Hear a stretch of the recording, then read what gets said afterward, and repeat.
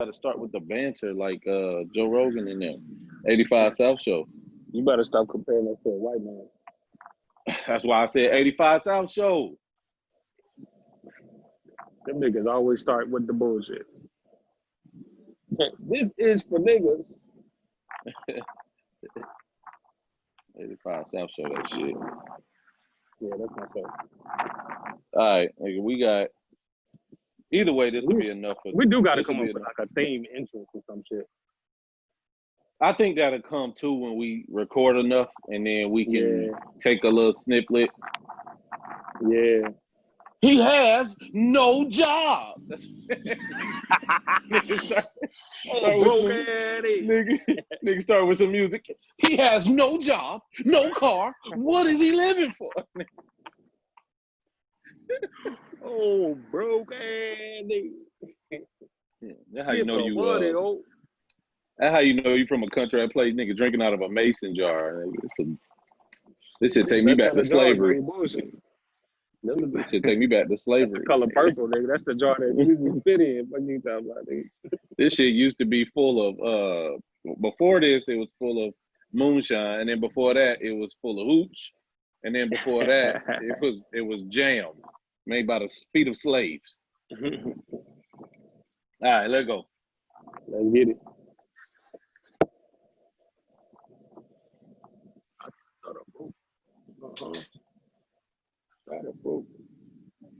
I thought a book said something.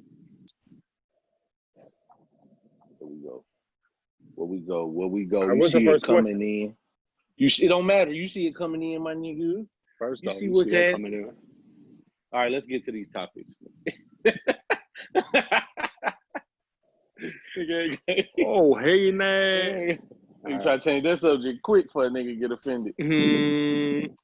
First of all, we want to shout out to all them nurses that passed their exams since the pandemic started. You know what I'm saying? Shout out to all them nurses out there that failed the first time and the second time, and this is your last. Your last. I thought this was something we were gonna be able to put up. We can't eat. That ain't how nurses. That ain't nurses, man. That's medical technology. Sugar daddy ain't giving you no more money. Your mama ain't watching your kids no more. It's folks trying to pass their real estate license right now. They say if you don't pass it this time, it ain't for you. No, it ain't for you. God didn't want them to pass it the first few times, but God got a plan for them. Me and the lady watched. Me and Renee watched this movie yesterday. It's based out of Memphis, and this motherfucker, he was one of this restaurants that his dad owned, and he wanted to become a sommelier, whatever that is, like a wine expert, a wine restaurant server expert. Nigga, did you just call this nigga East African? Hilarious. It's funny as they made that joke in the movie. He's like a sommelier. That's an African. You want to become a pirate? That's what the fuck. And so so anyway, long story short, he failed that motherfucker. And so he had to do all again. The whole movie. I know I just blew it for everybody. But ain't nobody about to watch that shit. That shit was good, bro. Ain't nobody about to watch that Bollywood film. It's actually called that. It's called what they call Memphis. Memphis Sound or M10. Whatever they call it. Memphis 10. Oh, you mean the one with the black dude? The black dude that had his family had the family-owned business. Yeah. Oh, you watched it? No, I watched the previews. I didn't watch that shit. Nah, it's good, bro. That shit is good as hell, man. I hate niggas that fuck with they nose like this all the time. And they be having that line across their nose like Booker T. Oh, that shit was good, man. I thought the dude was stoked. I thought he was Michael Carmichael throughout the whole movie, but he wasn't. Oh, that's disrespectful.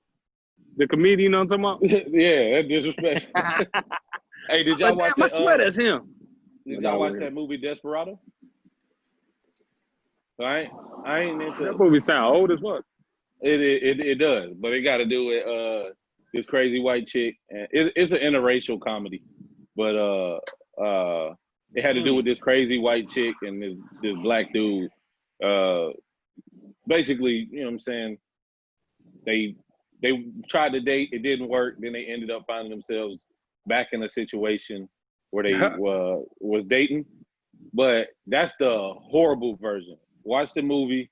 That shit's a good ass movie, actually. I did a really bad job at describing it, just to not spoil anything, unlike your ass.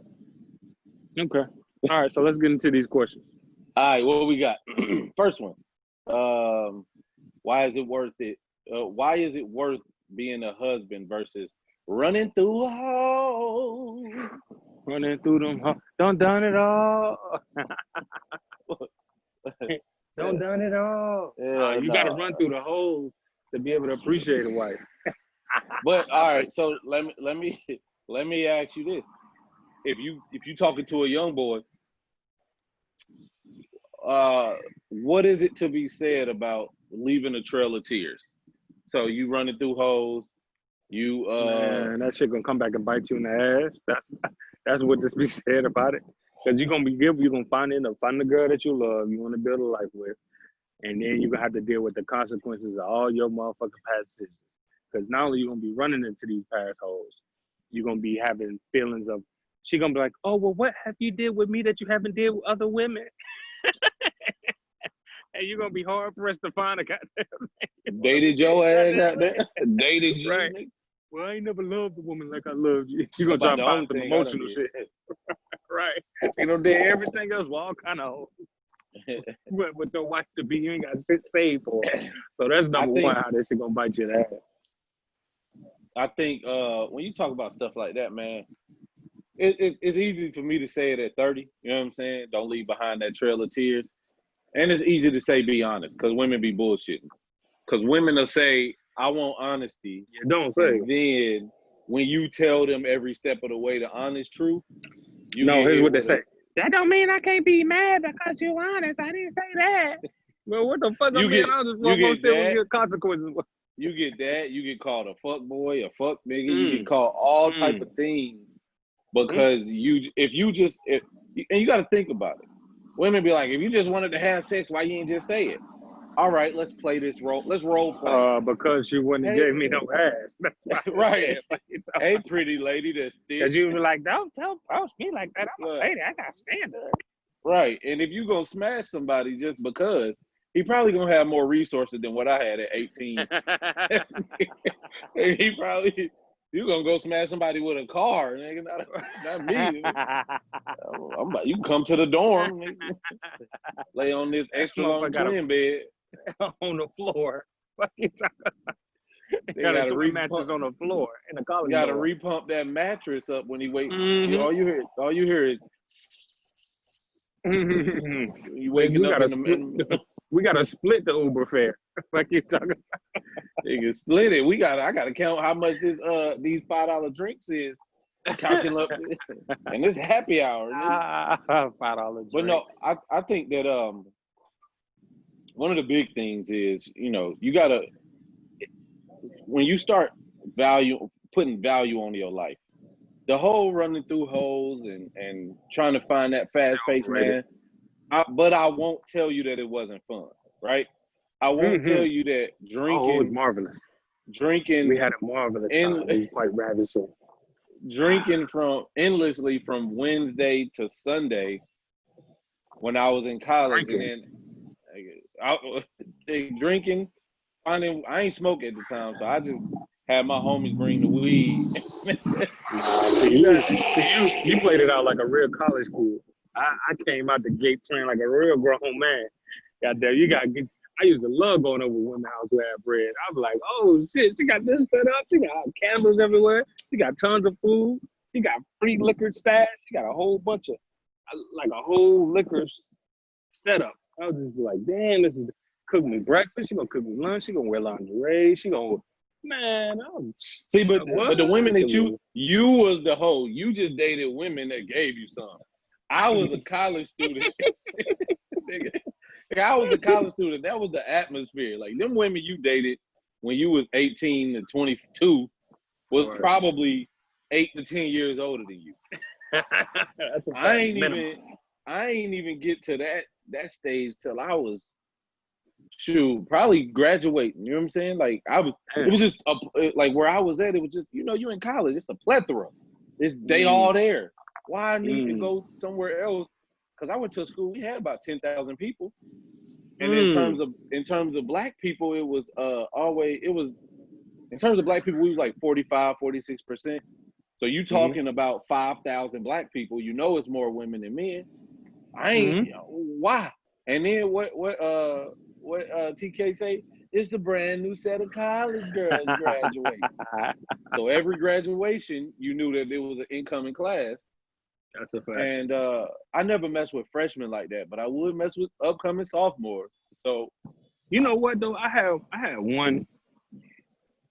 Because I had one college girl that I dealt with one time. And I was like probably 23. She had dated one chick with a college degree? Nah, they had master's degrees. This bitch just had IRA account, but not this one. This one, she was a broke college kid. So she was at Georgia State, and I remember I had convinced her to come through my apartment. First time I went to her apartment, I tried to get on or whatever. She was kind of playing me to the left, and I was just like, damn. So she had me come all the way out here and get none. So it's all cool. So later on down the road, about a month later, later down the road. Anyway, a month later, she came over to my crib, and man, it was just something in me that didn't allow me to like. I always had a complex about dealing with underage women, like girls younger than me.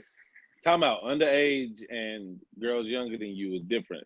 I need you. Well, it was to me it felt the same. Like even though I was 23, she was 20. You know what I'm saying? You know what underage is? That's under the legal age. Okay, hold on. Let me clear that shit up. Not underage. I mean younger than me. I mean like went to Jeffrey Epstein Island. Damn. Let me find a picture of you and Bill and Trump and Jeffrey Epstein. Me go in the back holding the trade. If you see me in the picture with them, I'm the dealer. Nah, you in the back holding the trade. I'm the security. Fuck you talking about. But so yeah, she when she got naked and everything, man, and on my bed, and I just couldn't get it up, bro. She was butt booty naked. She even, she sucked on me a little bit, but I just couldn't get it up, bro. My penis just couldn't go through my head. Like, damn, this chick younger than me. I can't do it, bro. I just couldn't do it. Like, I always like older women, always like refined women. That's just always been what I've been drawn to, like, cause I've always been a bigger dude. So it's never been, I've been drawn to women that was like my age and younger, cause they always usually been small. But the women that were adult grown, like they busty, you know what I'm saying? They plush, they stack, you know what I'm saying? Their body is super mature, you know what I'm saying? And the mindset, mentality was way grown, that always allured me. But the young girls, I just never could get with it, So that was my only college experience dealing with a college girl. Like, and now even being a man in my 30s, because I know a lot of dudes, and when I'm in my 20s, a lot of my big bros and dudes I look up to, they would try to knock down college girls and stuff. And I get it now being an older man, but even still, it's the conversations. Like, it ain't, and in the bodies, to me, they all look underdeveloped. You know what I'm saying? So it's like, it ain't never been no interest of mine to like deal with college girls. I always thought that was like some creepy shit, some pedophile shit. Yeah, this is weird, but if you ever think about it, one of the popular sections on porn sites is teens, right? If you think about it, teens legally is two ages, 19 and 18. Right. How the fuck you got a big ass section of niggas that fall within 2 years? 2 years? That's some creepy shit, bro. Right. But they got girls that portray younger girls, so it's like, right. That shit weird. But I've never swam around in that teen section. That now, ain't never my thing. Now I don't came across a clip that's like teenage girl, 19, blah blah blah. And like, damn, well, who is this? Jada Fire? I know she about 30, but she gonna play 19. Okay, we gonna go with that. I'm trying to figure out why the section of smashing somebody's mom is so damn big. First off, nigga, Bills are fine. Shout out to Sarah J. I'm trying to figure out my favorites. I'm trying to figure out who Lisa Lips, whose youth was like that. I never had Cherokee. I'm trying to figure out who mom was inviting you around, you know what I'm saying, with that donkey booty out. I wouldn't know. Let me see, man. See, in high school, I went to a predominantly white high school, so that's where they say it happened. Yeah, but they didn't really have in my area. They didn't really have MILFs like that. It wasn't no No, it MILF ain't about capital type it thing. ain't about them having milk. It's about who mom really busting that open for these 17, 16-year-olds. That's what it is. Yeah, in high school, I went around the MILFs like that to be able to. It wasn't no MILFs like that. Like I always liked older women, but They I was ain't at the never games like. cheering for you. You know what? I'm trying to think now that I think about it. Have I ever? Well, I guess what was your encounter? I'm gonna tell you my story, then I want you to tell me yours.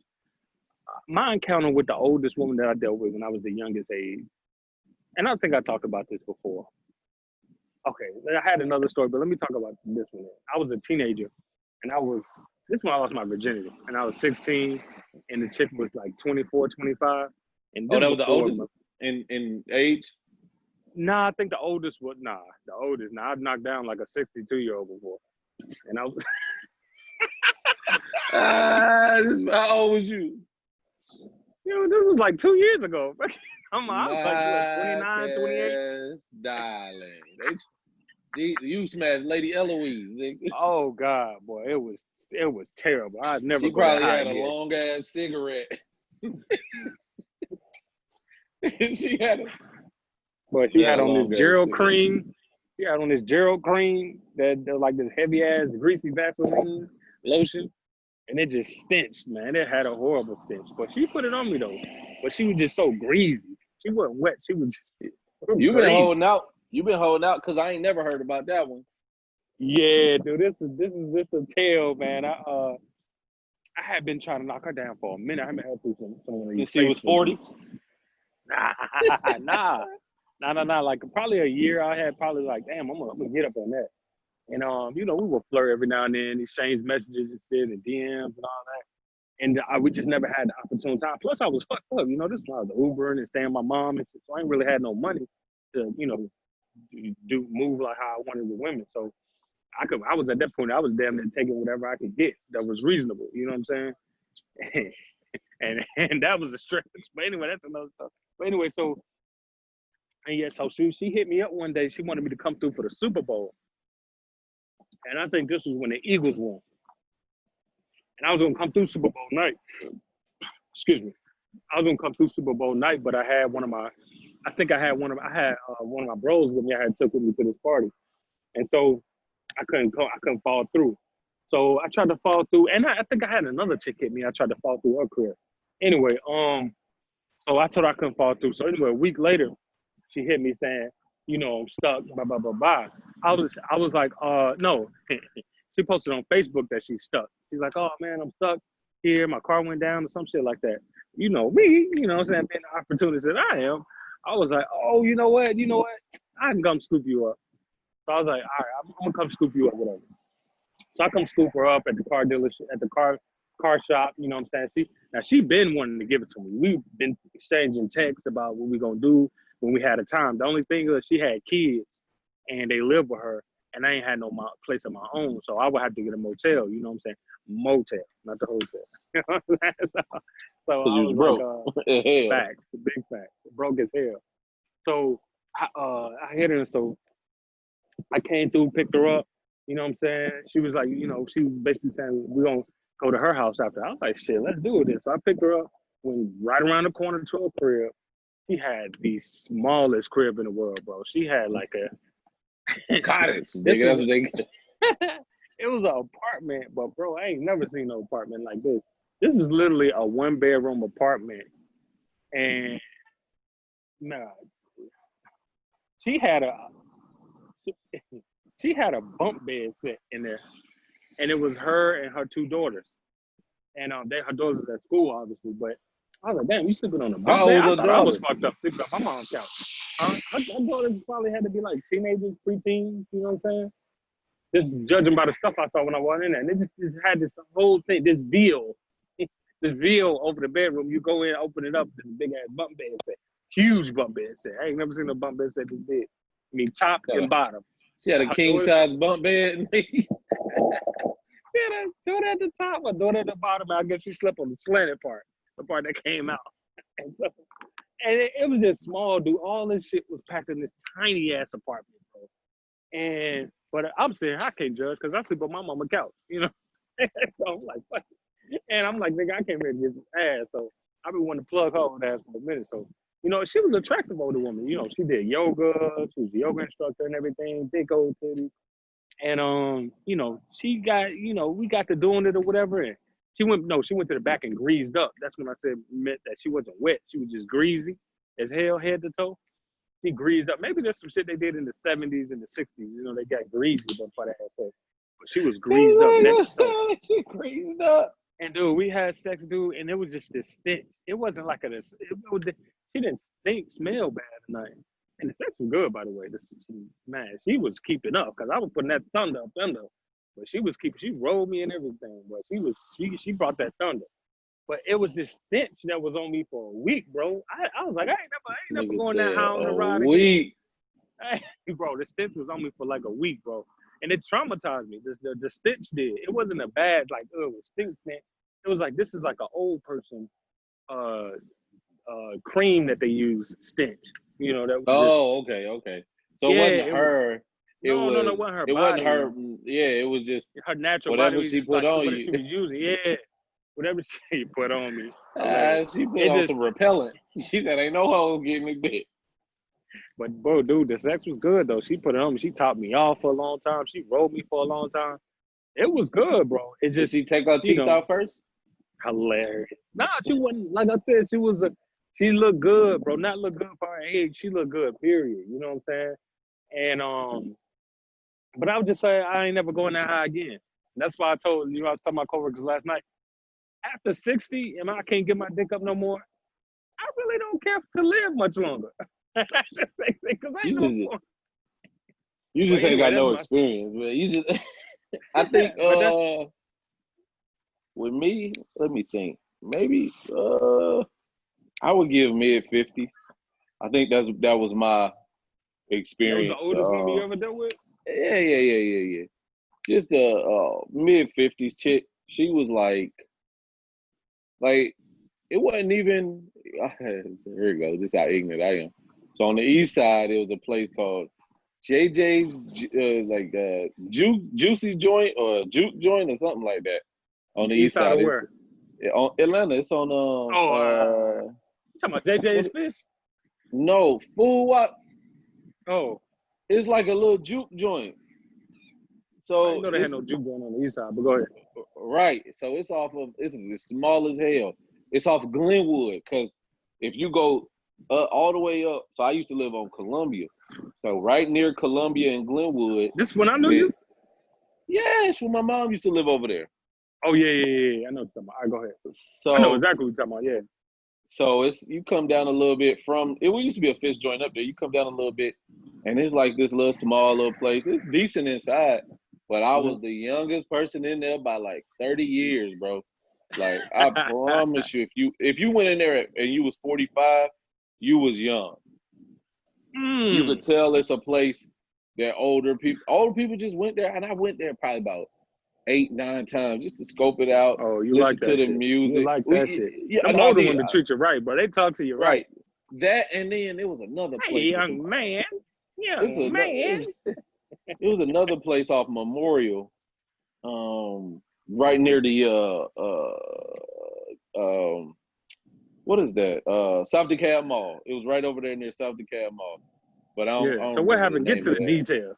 What happened? How you so I go. What you wear? I go there. I went there about. You wore that little driver, that little cab hat, didn't you? Oh yeah, that what I used to have them. Women be like, "Oh, you got a nice little Kango." Yeah. What's up? Oh, I got on his Bill Cosby hat. Okay. In a Steph Curry shimmy on the day. Love it. And I can't dance, but neither can they. So the expectations be low anyway. So I get there. So I went there probably twice that weekend. And then the second time, I probably went on Friday, and I went on Saturday. But on Saturday, I went in, checked it out, kind of felt nervous, and I left again. But then I had went in again. So I go in, you know what I'm saying? Oh, in between those 2 times, I had got some drinks. So I went, then I went back in, probably had another 2 drinks. So now I'm lit. I don't know, I can't dance no more. So I'm out there. You're a bouncing motherfucker when you dancing in the club. Right. I'm up in there with them old folks, and I see the old dudes because I got They hit your ass with that slide. I see the old dudes in there. The old dudes looking jealous because I'm young competition, baby. You know what I'm saying? What you got on me? Now some of them did have a salt and pepper beard. You said young competition. Yeah. I'm that new young cat on the scene. So yeah, I go in, I grab a table. I could tell it was people having a birthday party. So I'm like, I said, who the birthday girl? Because the tables now, they look like they may be in their 50s. You know what I'm saying? Mm-hmm. But it was like two older women. I was like, who the birthday girl? So I look, they point to her on the dance floor. Now she old, bro. They all in their 50s. It was two older women. So the birthday girl was probably turning like 67, 68. Mm-hmm. So I go dance with the birthday girl. Mm-hmm. Just so I could get in good graces with all of them. You know what I'm saying? Establish myself as a non-threat. Right. You can't play dance. neutral. You gotta be picked. You gotta put yourself in the position. When you got so many options, you gotta put yourself in position to be selected. They was all options when I walked in because I was just so young.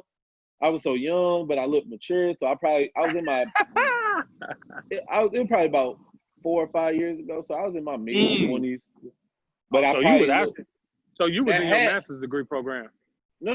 This is after that. This was back when my mom used to live over there. So you could have went there. Yeah, I got my master's degree. Right. So I didn't have to do that. I'm young, so I won by stepping in. Now it was a lot of women who had doubts, but these women been coming there for years, 10, 15, 20 years. You know what I'm saying? They not about to they know this is a spot for regular. I'm irregular. But what I realized when you move around a lot, everybody love the new guy. All the women love the new guy. All the guys hate the new guy. And vice versa. Right. So I go in, I dance with the birthday lady. So she in her late 60s. I dance with her. I seen another woman who had on like, I'm from these folks dress so old, bro. She had on like all leather. And so I call her over. I'm like, come on now. You know what I'm saying? So pussy and that leather fit his mirror, nigga. Oh, you can smell the oldness in the room, bro. Hey man, he said you can smell the oldness in the room. But no, so just to you can smell like a retirement home cafeteria, goddamn. It was just under that.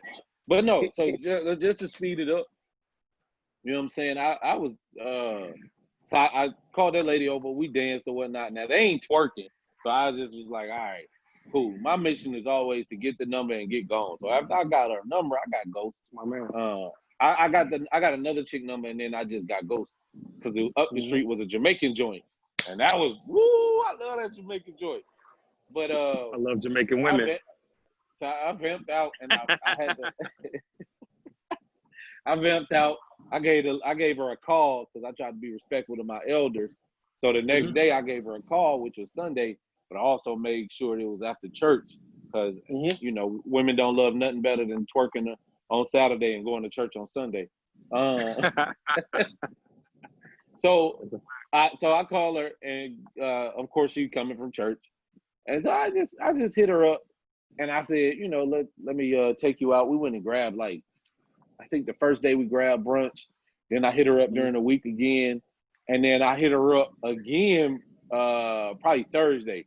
Asked her what she doing that weekend. She was going back to the joint, going back to the juke joint. I was like, all right. So I was like, oh, I bet you looking good. What's her name? Geraldine? No, I'm just playing. Don't say her name. Go ahead. I said, you looking. I said, I bet you looking good. Or I said, I bet you gonna be looking good when you go up. She was like, and she drew me in. She was like, well, you'll know if I see you. I said, well, I'm not going out there.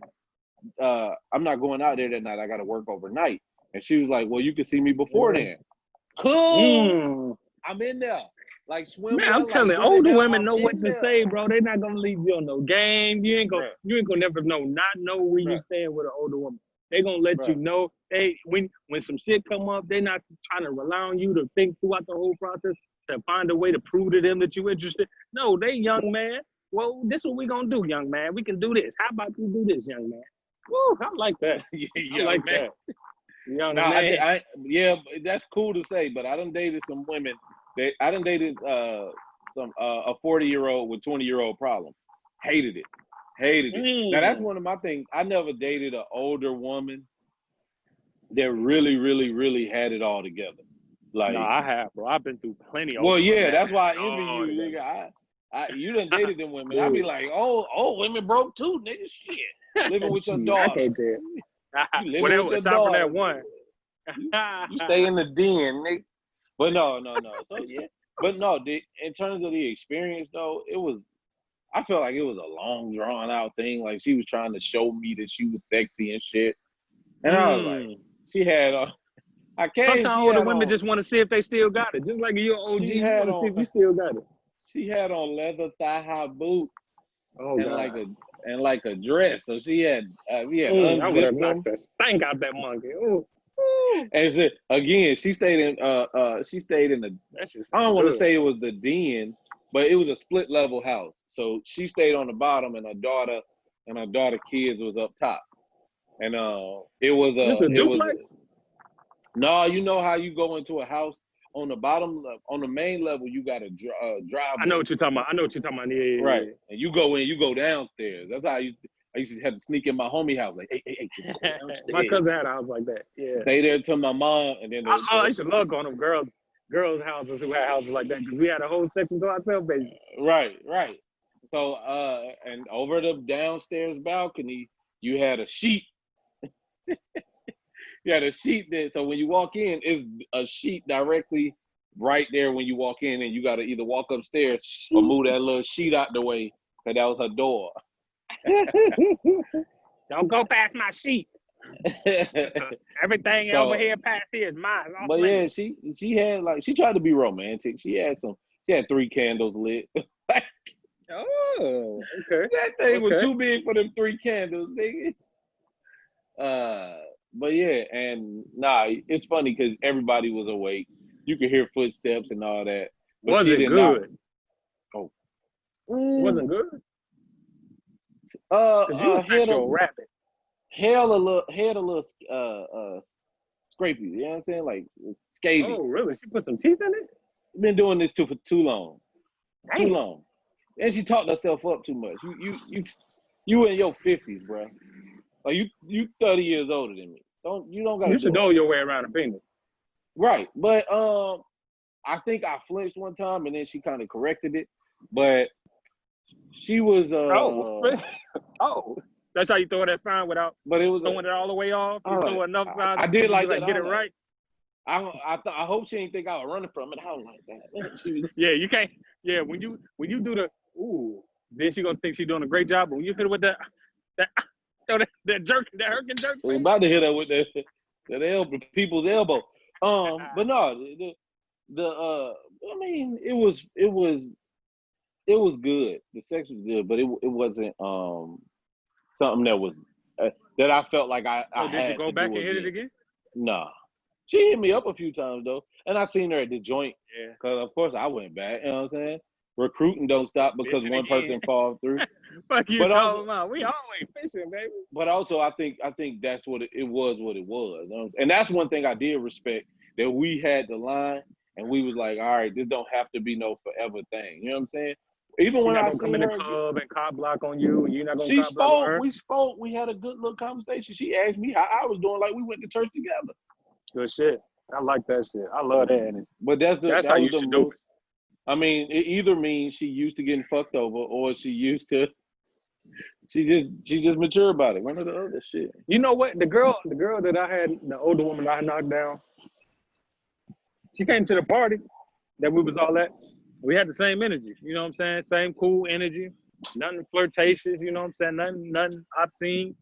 You know, just hey, you know what's up? Hey. I think we even acted like we knew each other met each other for the first time. What party? No, this a party. This. I thought you meant the party I met you at. Oh no! I'm about to say it wasn't no chaperones there. Nah, dude. I think, man, older women are great, man. You know, the only reason, and this is how I think August Alsina got fucked up. And I made this post on Facebook. When you're a young man dealing with an older woman, you're not supposed to fall in love with the older woman. That's the first mistake. They're not there for the love. They there for the company. They there for the attention. They there to really get fulfillment out of treating a man with vulnerability that they normally wouldn't treat a man their age, because they don't want to, want the situation to be more than what it is. So they're more free to be all in the moment versus when they dating somebody their age. But when you're a young man and you ain't used to all that, you easily fall for that trap thinking she love you and this is always how it's gonna be. Nah, that's how you get fucked up. That's how you fall in love. You're blowing the phone up, you're texting her a lot. Now she gotta end up blocking you and shit. She think you crazy. That's why I say, that's why I fought. Now I love Jada Pinkett and I love her marriage with Will Smith, but that's why I fought her and being the older woman. And this, you know what? This probably was her first time doing something like that. So she didn't know what to do neither. But you don't put it on a younger man like that who can't handle you, who can't handle. But how do you filter that, right? If this somebody's first time, what you do? Mess with a dude that's used to smashing older women? Because that's exactly what you do. That's what the conversation is for. From her perspective, it wasn't supposed to go like that. But when you're an older woman, when you're an older man, when you're an older person, and you're experienced enough. Now that's the only thing I can't speak to when it comes to Jada, because she's been married for so long. She probably has never really dated. She never really dated since what? Pop. She married Will in 99. She ain't dated since Pop. So she ain't never really dated. So she probably didn't know no better too. So she's just as ignorant to the situation as he is. But a veteran older woman who does this, who deals with, younger men, or has had a history with men, she knows what it is. She knows not to get you too emotionally involved, and she knows what type of young men to deal with. She like older women like dealing with younger men, and I'm talking just on the play side. They like dealing with younger men who are studs, who look good, and who talk to them right and treat them right, who have potential, who just need to be nurtured, because that's what a role an older woman plays in your life. She really is the nurturer to nurture your potential. She makes you think about things. She makes you feel things you never felt before.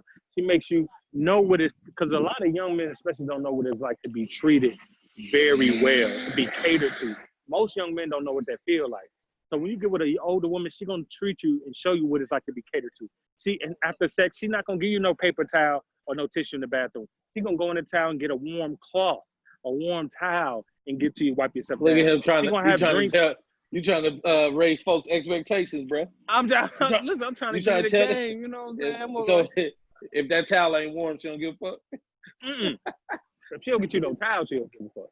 Well, but an older woman, she puts it on you. She seduces you mentally, physically, emotionally, because she ain't did it. She ain't got no man.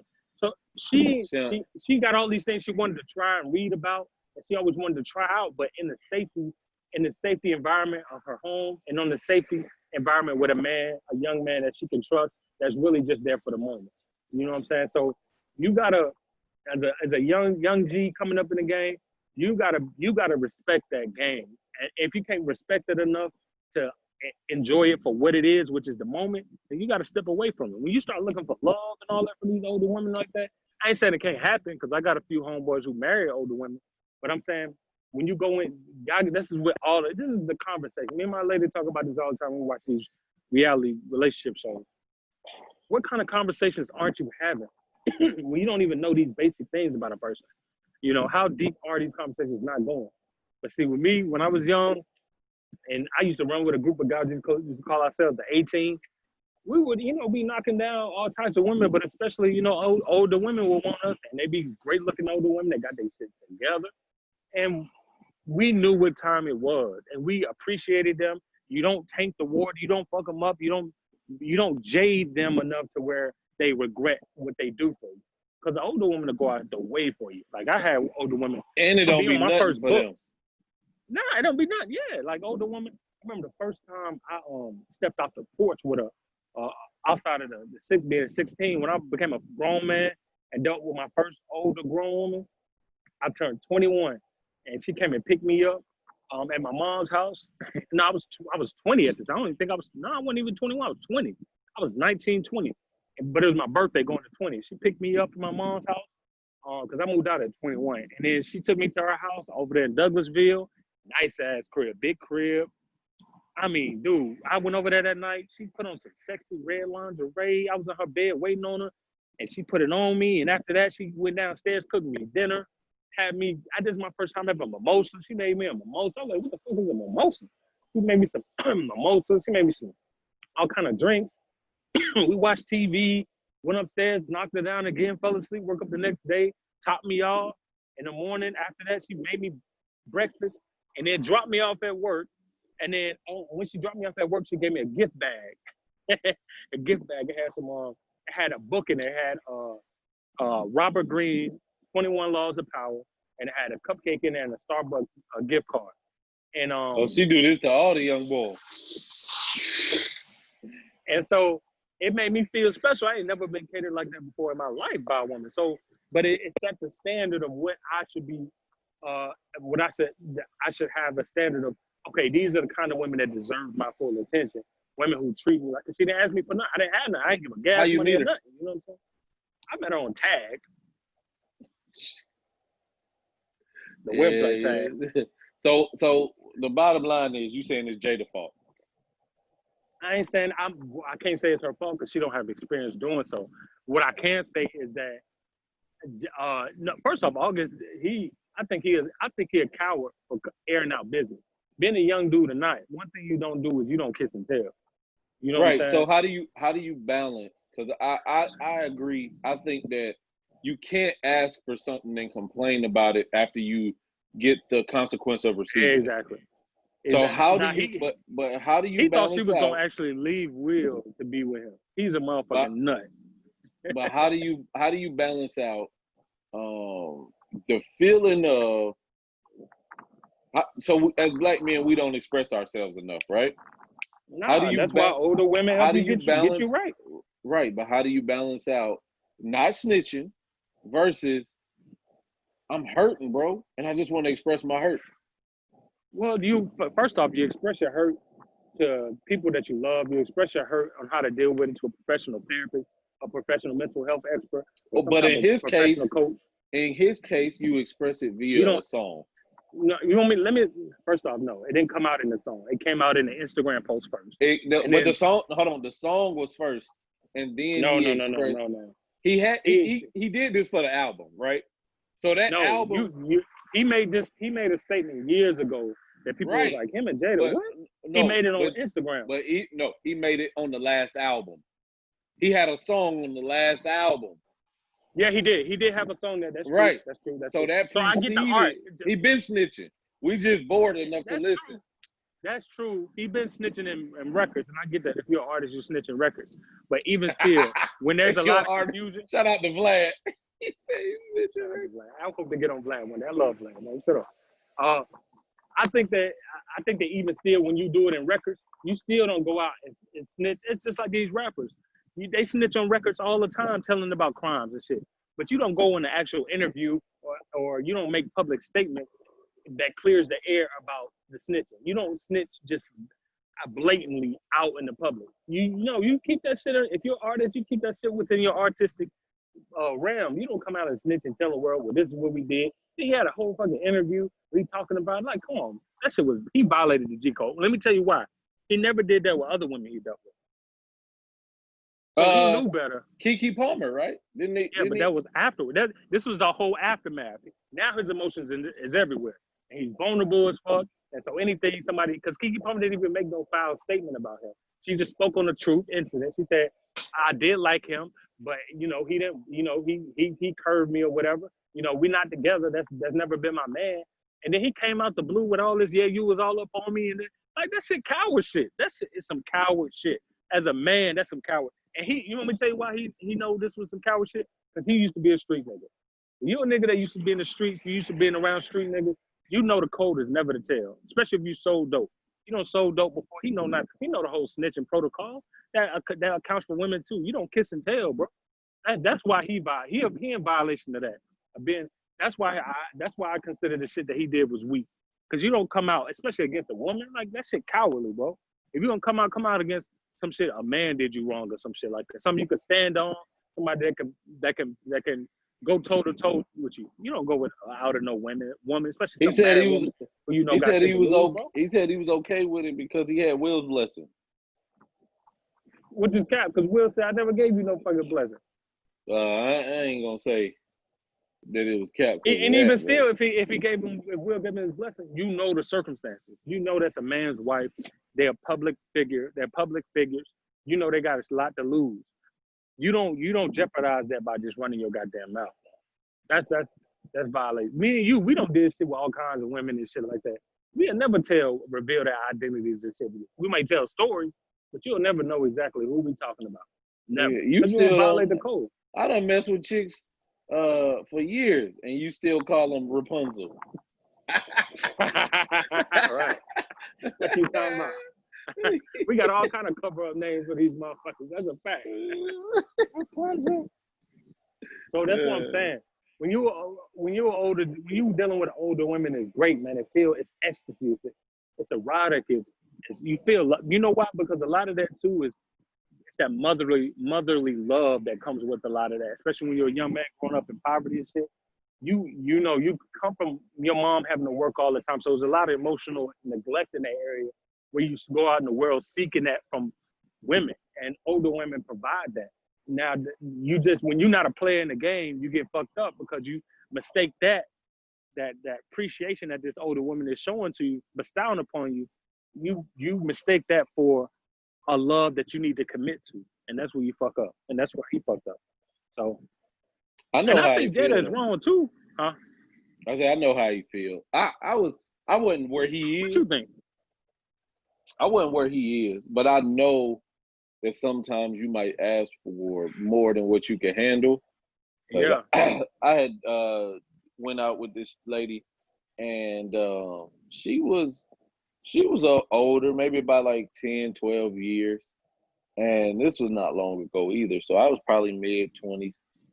And she let me know up front though, like I'm married, but she was in Exactly. a poly relationship. And so in her experience, she was telling me, like, yo, my partner's okay with it, but you won't ever meet my partner. You won't ever meet my kids. They just let me do what I do, and then they can do what they do. It's a separate world, bro. Yeah, and they said if we choose to open that up, then I'll let you know. But until then, nah. Right, exactly. And what you do? Did you go out into the world and talk about it and everything like that? No. But I'll tell you what my flaw was. I was green, man. So she brought me in. We went on some dates, and I wasn't her boyfriend, but she was looking for a boyfriend. So I was in the getting to know you stage. And what I did was, I was like, oh man, she a great woman, right? Because in my mind, I would always just compartmentalize. Oh, if you good, we gonna date, and then if you're not good, we could just smash, and then it be what it is. And so she was a great woman, like showed good characteristics as a mother, like all the stuff I would want in a companion. Because I wasn't into no poly lifestyle, I was just okay with that DTF, you know what I'm saying, like situation. So I was just okay with being a dude. But the interesting part was her husband was a trans man. Finish drinking. Don't mind me. I wasn't ready for that shit. Right. Oh shit. So it was a wildly different experience. Swapping clothes and shit. What? No. If anything, you see her out, see him out, like, damn, I seen she came over my house in that one time. If anything, he'll be to ask me for my shoes. Right? the least you can do if you smashing my woman is gonna throw them shoes on. Trans man. Hold on, her husband was a woman that was a man. Oh, gotcha. They transitioned into a man. So y'all was wearing the same clothes. Gotcha. Go ahead. Right. But where I got caught up at was I was the one that ended up almost falling for her because I saw these traits, and it was much more than the dynamics that I had when I was just smashing older women. It was this woman that I could see crossover partnership traits with. So while I'm but that's the thing, you can't fuck up like that. It's fantasy, right? But that's why I let it go. So we ain't even get to me being a boyfriend because I identified like, nah, this ain't. I thought I was about that life, and I wasn't about that life. Like, And you know what? You notice that as a man, but but it's different. It was different for August because August was the reason it was an entanglement is because it was different layers in how he was connected, right? So he was the best. He was one of the close friends to one of her children, and that's the so thing. that. Jada should have swung on this nigga. If that's my son, Oh, and my Jada. lady, yeah, that Jada should have swung on that nigga. No, the oldest son should have swung on him. He ain't Yeah, got nothing exactly. to lose. One of the sons, both of the sons got to see about that nigga. Because had that been Hell, my mom, and you, I don't care how my mom moved, you disrespect my mom, y'all entanglement, you disrespect that. Oh nigga, I'm gonna entangle your ass. I'm pretty sure I gotta see about I'm pretty sure they ain't cool now. And hell, who knows? Jaden probably ain't no liked his cool. ass. He should have been mad at his mom for stealing his dude. Well, he should have fought that nigga. He should have fought for that nigga hard. That's what First of all, we need to talk. I We like need to Jada, talk man. about. You ain't about to be disrespecting Jada, nigga. I like the Smith, nigga. We need to talk about. We need to talk about why August Alsina was looking like Sideshow Bob from The Simpsons, and that's the thing too, bro. Jada got him sprung like she got that Erykah Badu. Erykah Badu, the only woman I know that done had niggas singing doo-wop songs. You see, Will ain't going nowhere. She about to make a fragrance. She you about to see, make Will a vagina fragrance. Right. Well, let me know that's when. The thing too. Let me know when Erykah Badu vagina fragrance get some get some back in stock. Cause I'm about to buy some. You just gonna spray the whole house. I like Erykah Badu. I think motherfuckers just need to like respect that. That's the thing. Like a lot of bitter people came out against Jada and came out against August. Both of them came out to attack them. But you can't attack like the thing that's getting overlooked is Will's situation. I think that Will, the man that Will is the type of men that we should all take as married men, take into consideration when it comes to building our lives around our family and ourselves, being upstanding men, to get back to building that kind of relationship longevity. So not Russell Wilson. Yeah, I mean, yeah, you can take from Russell too. I hate that. The only thing I hate about Future ain't married, but no, I like Russell Wilson. The only thing that disturbs me about their relationship, and that most men find disturbing and don't fuck with, is most men don't see Russell Wilson as an alpha male. That's number one. And number two is you never see her posting about what she did for him. You always see about what he's done for her. Or he's always posting about what he's done for her.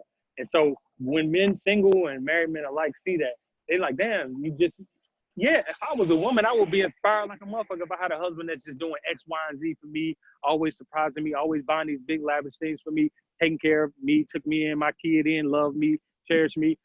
But what's the other side of that men are supposed to be inspired by? What's the gift that men are to receive from that? That's why a lot of men look at their relationship and they don't like seeing it, because every time it's being thrown in their face, what's been thrown in their face is what he's consistently done for her, not what she's consistently done for him. And I'm sure she's done a lot. So what do you see from Jada that she does for Will? Well, you don't see what either of them do for each other. That's the thing. Yeah, the thing about Will that's so dope, what he said is that, listen, you got to remove your ego from your marriage.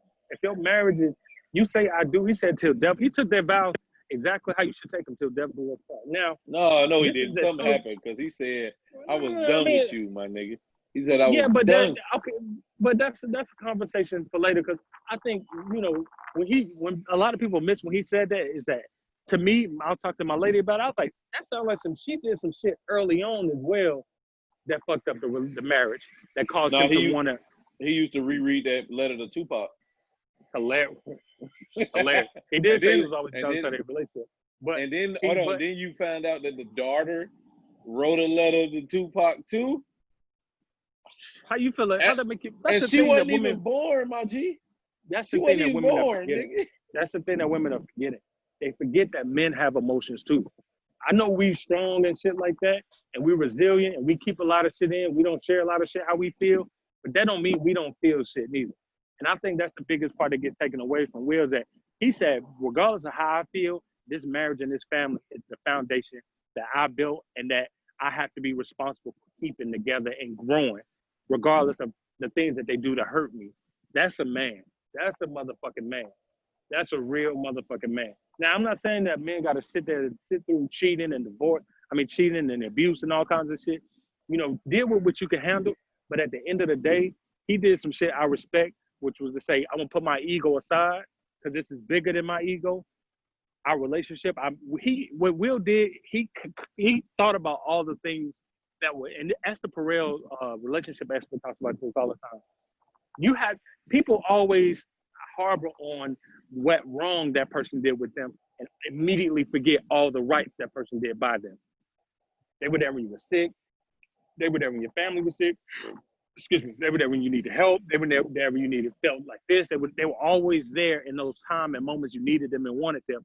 But because they made a fuck up here and there, you automatically you give that fuck up the value that's overestimating all the value that they're giving you that's attributed to your life. And that was a powerful statement. So when Will said that, I automatically got where he was coming from.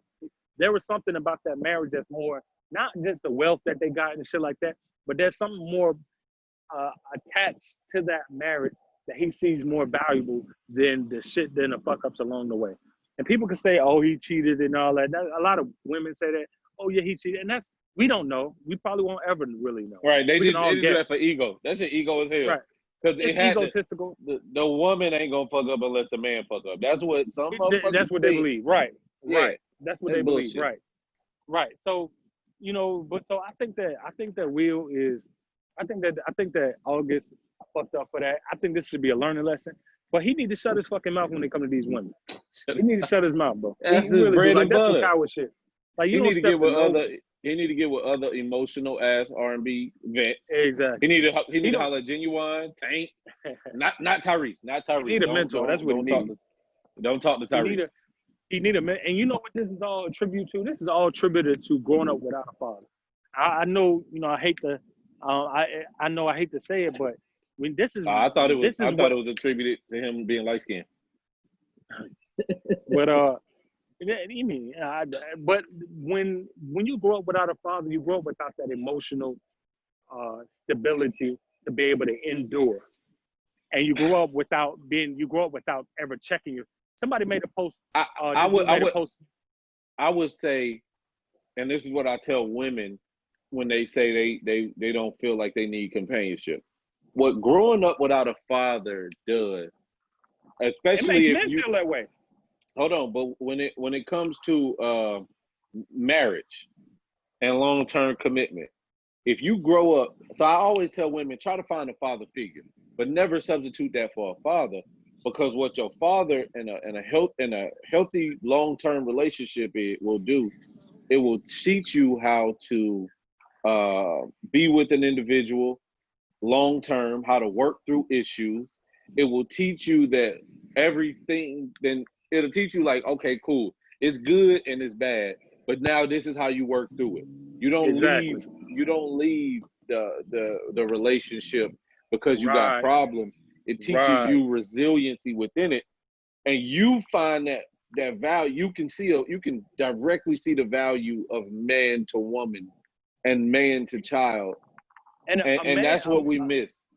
And yeah, you're right. And a husband's gonna teach a son that you need to do this with a partner. A husband isn't going to teach a son that you need to do this alone, that you can do this alone, a husband teaches a son, no, you need to do this with a partner, with a family unit. When you grow up under single women, they teach you independence because they've been independent majority of your life as a child. So you've been seeing that and they operated that way. So you adopt that mentality, I'm better without you. A husband's like, no, we're better together.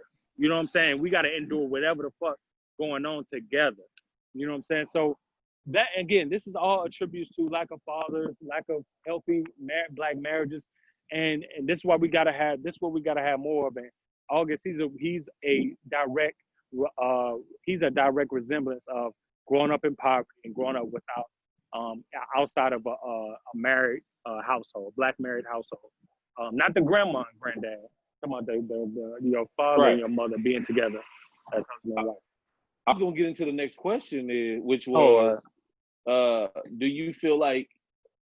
Well, my transition was. Do you feel like Nicki Minaj will submit to that dude? No, like I think that she does things to that he appreciate, that he likes, that he enjoys, but submit to him in a way that a normal circumstance, a normal dynamic, no. Like there's no, I don't think he gonna ever feel respected, but I don't think he's conscious enough to even truly understand what being respected is. That's what I think, and usually that's the dynamic when a woman is the breadwinner, is that usually, not all the time, because there are certain exceptions, but usually when a woman's the breadwinner like that, and she's controlling the money and controlling, where y'all living and shit like that. Nah, I don't think he's ever gonna feel respected. I don't think he ever gonna feel respected. But Right. he ain't got to, because he living a life of comfort. Now, I think it's all gonna boil down to how long is he comfortable with being disrespected in the lap of luxury. Now 10 years I down would the say, road when how he's long accustomed. is she gonna be okay? That's I true think it's too. easier for that person, and it is. How long do you live within these compounds? You know what I'm saying? But I got these if rules. she's feeling love, then she ain't gonna never see as long as she's feeling love, she ain't gonna never really see a need to put his respect at the same level that she wants to be loved. So I don't see women getting out of those relationships. When you the alpha and you getting all the love that you want, why would you want to leave? Okay. You get a nigga that's doing that aesthetically, is doing the things that you want of him. Come on. All right. Do you think in a dynamic that women have to submit to men? See, submission is, yes, I do feel that way. I feel like women, yeah, because a man wants to be respected. That's what all submission is, because y'all both submit to each other and y'all both ultimately submit to the relationship, the marriage. So, yeah, you want to be respected as a man. If you're not going to be respected and you're a conscious man who's conscious of that, you're not going to want to be around that shit. I don't give a damn how bad she is, how much money she got, whatever. You're gonna leave. We see it all the time with these celebrities, but you also see it all the time with, non-celebrities. Men leave when a woman is doing better than them, and they don't feel respected. They don't feel like their contribution matters that much. Is it because they doing better than them, or is it because they don't feel like their contribution good enough?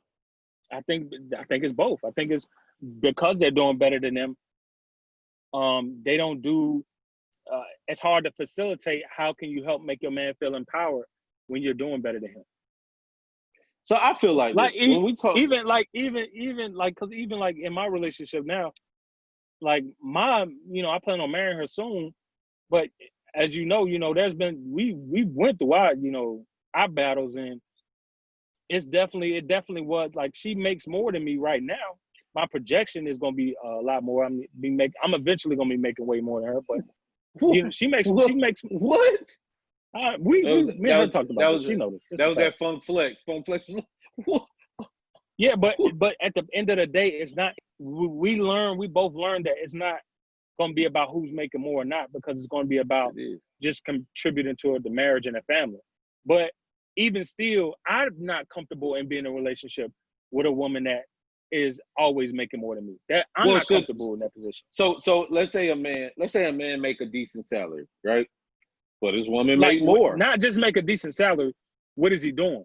Because if he's making a decent salary, not fulfilling his ambition and not fulfilling his something that he's really passionate about, that's different than a man who's doing who's fulfilling. Let's do this, right? Let's do a parallel, right? So all right.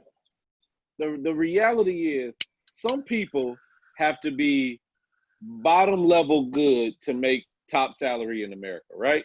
Let's say I'm working in IT security. I don't have to be the best person to make 100,000 in cybersecurity. I just got to be good enough to get a job, and because there's a shortage of jobs, I just got to meet the minimum qualifications, and I can get almost 6 figures. Mm-hmm. Whereas, if I got to stop shitting on forklift drivers. If I drive a forklift, it don't matter how great I am, or if I work in a warehouse, The top is the top, nigga. Yeah. Right. And so unless I You can get to only hit a working in certain the ceiling on that career, yeah. unless I work my way into the best company, which is like an Amazon warehouse, where what I'm the experience that I got and yada yada yada is just top of the top. It's gonna be hard for me to ever reach that 6-figure salary unless I become an executive at that point. But or maybe even like a regional manager or whatever the hell. So what if I'm a motivational speaker, bro? What if I'm an artist and I'm doing everything that fulfills me daily, and my wife or my girl is miserable at what she do, but she bring in the bread? Should I feel insecure about that? You will, because she living her life miserably. As a man, you want to see that everybody in our household is happy and peaceful. That's what you want to work towards. And so you gonna feel like if my wife is miserable, then we have to make a plan to get her into something where she's going to be happy doing, that she's going to be peacefully doing. And if that means you got to sacrifice the type of job that you do in your career field, if you got to switch things up or even add more, a second job or something like that to your plan until she gets in the position to do something that she wants, that means a decrease in lifestyle, you going to make that accommodation. Because you can't, if a woman ain't happy in the household, it's going to affect everything. It's going to make everybody in the household uncomfortable. Everybody. Because does that go a woman for is going to wear. As well? Yeah, but the difference is that a man could wear his uncomfortability for very long periods of time because we're accustomed to it. We're accustomed to growing up in the household and having to mask how you feel because you still got chores and shit to take care of around the house. You still got a family to look after around the house. Still got to protect around the house. Regardless of how you feel, shit still got to be done, and you're the most capable motherfucker of doing it. So when you're a man, you grow up in a family. That's just how we are. We are conditioned to be able to endure more emotionally. We rather deal with the emotional wherewithal than put that on the shoulders of the women that we care about. So what? All right. Is that false? I'm trying not to jump too far off. Right. I'm trying to get to this. Jump off that motherfucker, bro. Hold on. I'm saying because we getting to a point where you trying not to offend nobody. No. Hell no. I don't give a fuck. I'm saying I'm trying not to get too far off because now we talking about, once we get to that, we talking about, let's say a woman. We get, you know how it's a popular conversation about, more often than not right now, what if the man is not the best person to lead the household, the woman is? Which is very possible. So, which is very frequent. Nah, that ain't frequent. No, I'm saying, I'm not saying in the relationship world. I'm just saying in the world, period. I think it's really more in the singles world. Because I don't think that's all it is. Because in the marriage world, husbands still financially lead the households across the nation. Yeah. No, I know that. And women get that fucked up. That's why I like what Erica Lachey said, because she said overwhelming, I'm about to reach out to her ass. An overwhelming amount of black men still marry black women, but we don't see that. It ain't for, you know what I'm saying? I preach this all the time, but it's all about the. I don't see how women don't see that. What the fuck is y'all Because watching? I'm gonna tell you why they don't see it, right? Because Barack Obama married to a black woman. If I can name, what you just did is what they do, right? I always challenge women. But that's the highest position in the country. I always challenge black women, and we can have this if you want to have it. Mm-hmm. Every black man that they tell me marries interracially, I can marry 2 black men that marry within. And if I get the right person, I can name 5 black men, right? Because we don't talk about Denzel. We don't talk about Barack. We don't talk about these people, Jay-Z. We don't talk about Morris Chestnut. We don't talk about all these men that consistently. They talk about motherfuckers who don't even matter to the black community. I remember they talking about the video. They talk about people not in relationships. Men don't even respect. Men don't even see Kanye as an alpha male. Then they do. To me, it ain't about alpha males or not. statistics don't pull out alpha males and Right. put in alpha males. So to me, when motherfuckers be wanting to draw the niggas that you wouldn't even fuck with. Like, it's a lot of women that would never fuck with. What's the old boy name from Get Out? Not the lead character, the kind of awkward dude that was also in Atlanta. With the glasses? No, I know you're talking about. He got a weird name. He was in that movie. Yeah, he was in that movie with Issa Rae. He's a hell of an actor, yeah. Right, but he's also a weirdo. He is also a fucking weirdo. If you watch his interviews, if you watch Donald Glover's interviews, he's a fucking weirdo. So when you talk about those people, we're not talking, and women be like, oh no, I know somebody that's gonna want them. Like, don't nobody give a fuck about your one friend that you try to put on everybody else. Everybody. Don't nobody want. Nobody want them. Nobody want this nigga at all. But my thing is, there are relationships, and I've seen it. I'm not saying it worked, but I know some pretty docile brothers. I know some pretty. When we talk about non-alpha males, I know some non-alpha males that are in relationships or will be in relationships where where the woman is gonna leave. You know what I'm saying? But you gotta always say this: the longevity tells the picture. It's just like people who get money. But I say the relationship is gonna last as long as that man is okay with his position. That's it. Because the woman is settled into her position. She makes more. She's more educated. I don't know too many men that are docile enough to deal with that long term. So most men don't. Most men deal with. It's a lot of alpha men that don't deal with this shit either. I know. Yeah, I'm saying that most men deal with women who, first off, most black men marry black women. Most black men date. Can we say that again? That'd be a thing too. They ain't hear it in the back. Most black men date black women. Most black men marry black women. Goofy ass. And even if a black man ends up, Russell Wilson married a white woman, and he ended up with a black woman. And the people that adopted him was white. Mm-hmm. My cousin. I'm gonna do a video with my cousin when he get here. My cousin. We got to start having motherfuckers on this motherfucker's guest. That's why I wanted to get Erica. We're gonna start doing that shit. But my cousin, we talked about this on another podcast. He was raised in Nebraska, 4% African American community, right? Still wants to marry a black woman, right? His child is by a black woman. He still sees that value. So when we talk about this bullshit, like, how do women get out of this that men don't want black women when the overwhelming amount of black men marry black women? I don't care if you look at sports. Because they watch rappers. And these rappers all the time say, I want to be with that. Look at the most predominant people in that. LeBron James married a black woman. Top quarterbacks in the NFL married a black woman. Top rappers marrying black women. Will they date outside their race? Top executives. Right. Will they date outside their race? They might, because their exposure to other is a lot different than the black experience. But overwhelmingly, you still seeing these people date and marry black women. And we to draw to that, if I ever draw to a 20% and say that's the norm, I'm wrong, right? Unless we talking about a group of minorities among a majority. But when I hear women say this, I think it lacks perspective, because in the men that you date, the men that you date don't want you. It ain't they want white women. They don't want you. So don't try to find a reason to hate another group. Which is usually an ain't shit nigga. Cause I'm gonna tell you one thing we got to talk about.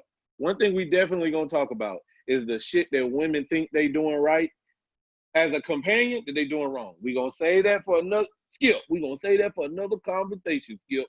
But for this conversation, the purposes of this, I just hate the bullshit narrative that comes about that black men don't love and protect, which throwing this shit into the next topic, don't love and protect black women.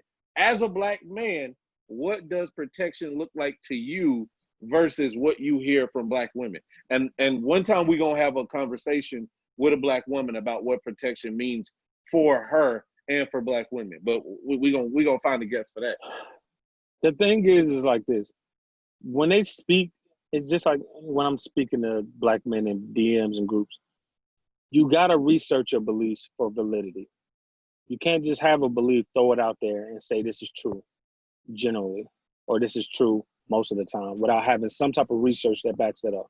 But what about you can't invalidate somebody's experience either. You can't invalidate their experience. That's very true.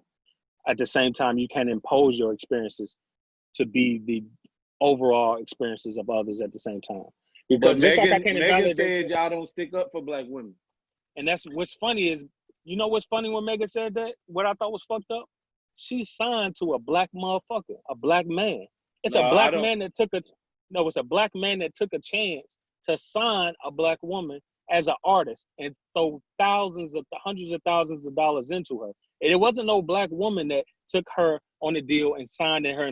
She didn't get on with no Black features with Black women. I wouldn't go that far, bro. Let's take it to a lower level. The Black men you asked to protect you, you told them not to protect you because you was with somebody you trusted. Exactly. But hold on, but in this situation, it's so disheartening, bro. Because like when women say that, it's so disheartening, and that's why I made a post saying that my great granddaughter by now ever fix her mouth to say that Black men don't care about Black women or some shit like that. Because you living off of the wealth of a fucking Black man that built this shit for you, a Black God that built this shit for you. I am your God. I'm your fucking ancestor. I'm your God. You worship and praise to me, just like I worship and praise to my ancestors. It'd be so disrespectful for me to say Black women don't care about Black men, because so many Black women, I wouldn't be here if it wasn't for a Black woman. I wouldn't be here if it wasn't for a Black woman. But Black women so I get hold on, because you gotta think about this. I've coached hundreds of Black women who've been through situations, rape, molestation, abuse, financially bankrupt, all type of shit by Black men. I understand. I know the numbers. I know the statistics. At the end of the day, most Black men don't commit most of the crimes that are committed in the Black community. It's those few Black men that can commit most of those crimes against Black women in our community. All right. So I think the number is something. I got to research it, so I want to throw the number out there. But most Black men are protecting Black women. We're protecting our daughters, our nieces, our cousins, our mothers, our sisters. Help me. It's tons of Black women that come on my posting page every day who I know personally I've looked out for. Personally. But does one experience put a blanket over the whole, right? When a woman says you're gonna neglect me and the millions of Black men that's looked out for you throughout your life, all because of a few mishaps with a few niggas. Well, okay, now let me put my salt in it, right? I'm gonna go straight to Megan, and then I'm gonna veer off into the whole topic. With Megan, Black label owner man invest in you, Black security men protect you. She didn't say Black I don't get protected by Black. She said this is why we don't feel protected. But since my retort is always starts with the person, and then we can move outward, right? So my retort is, and people have said some of these similar things, right? What you feel isn't a lot of the time of your reality.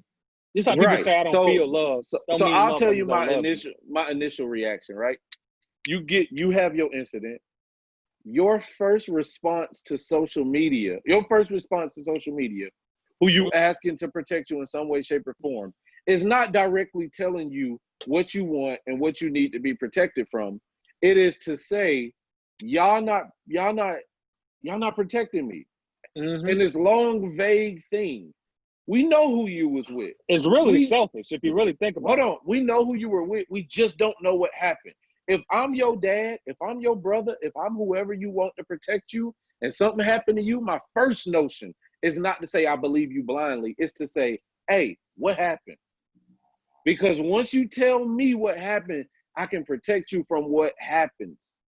I cannot come back and say, oh man, it's a lot of men have gotten fucked up off the ego or the emotional trip of a woman And what you really need to do is stand back and be an adult. And mind you, Megan is 20 in her mid-20s. I'm not gonna say she killed protecting black women, even black women they don't. Niggas have gotten killed for that. Right.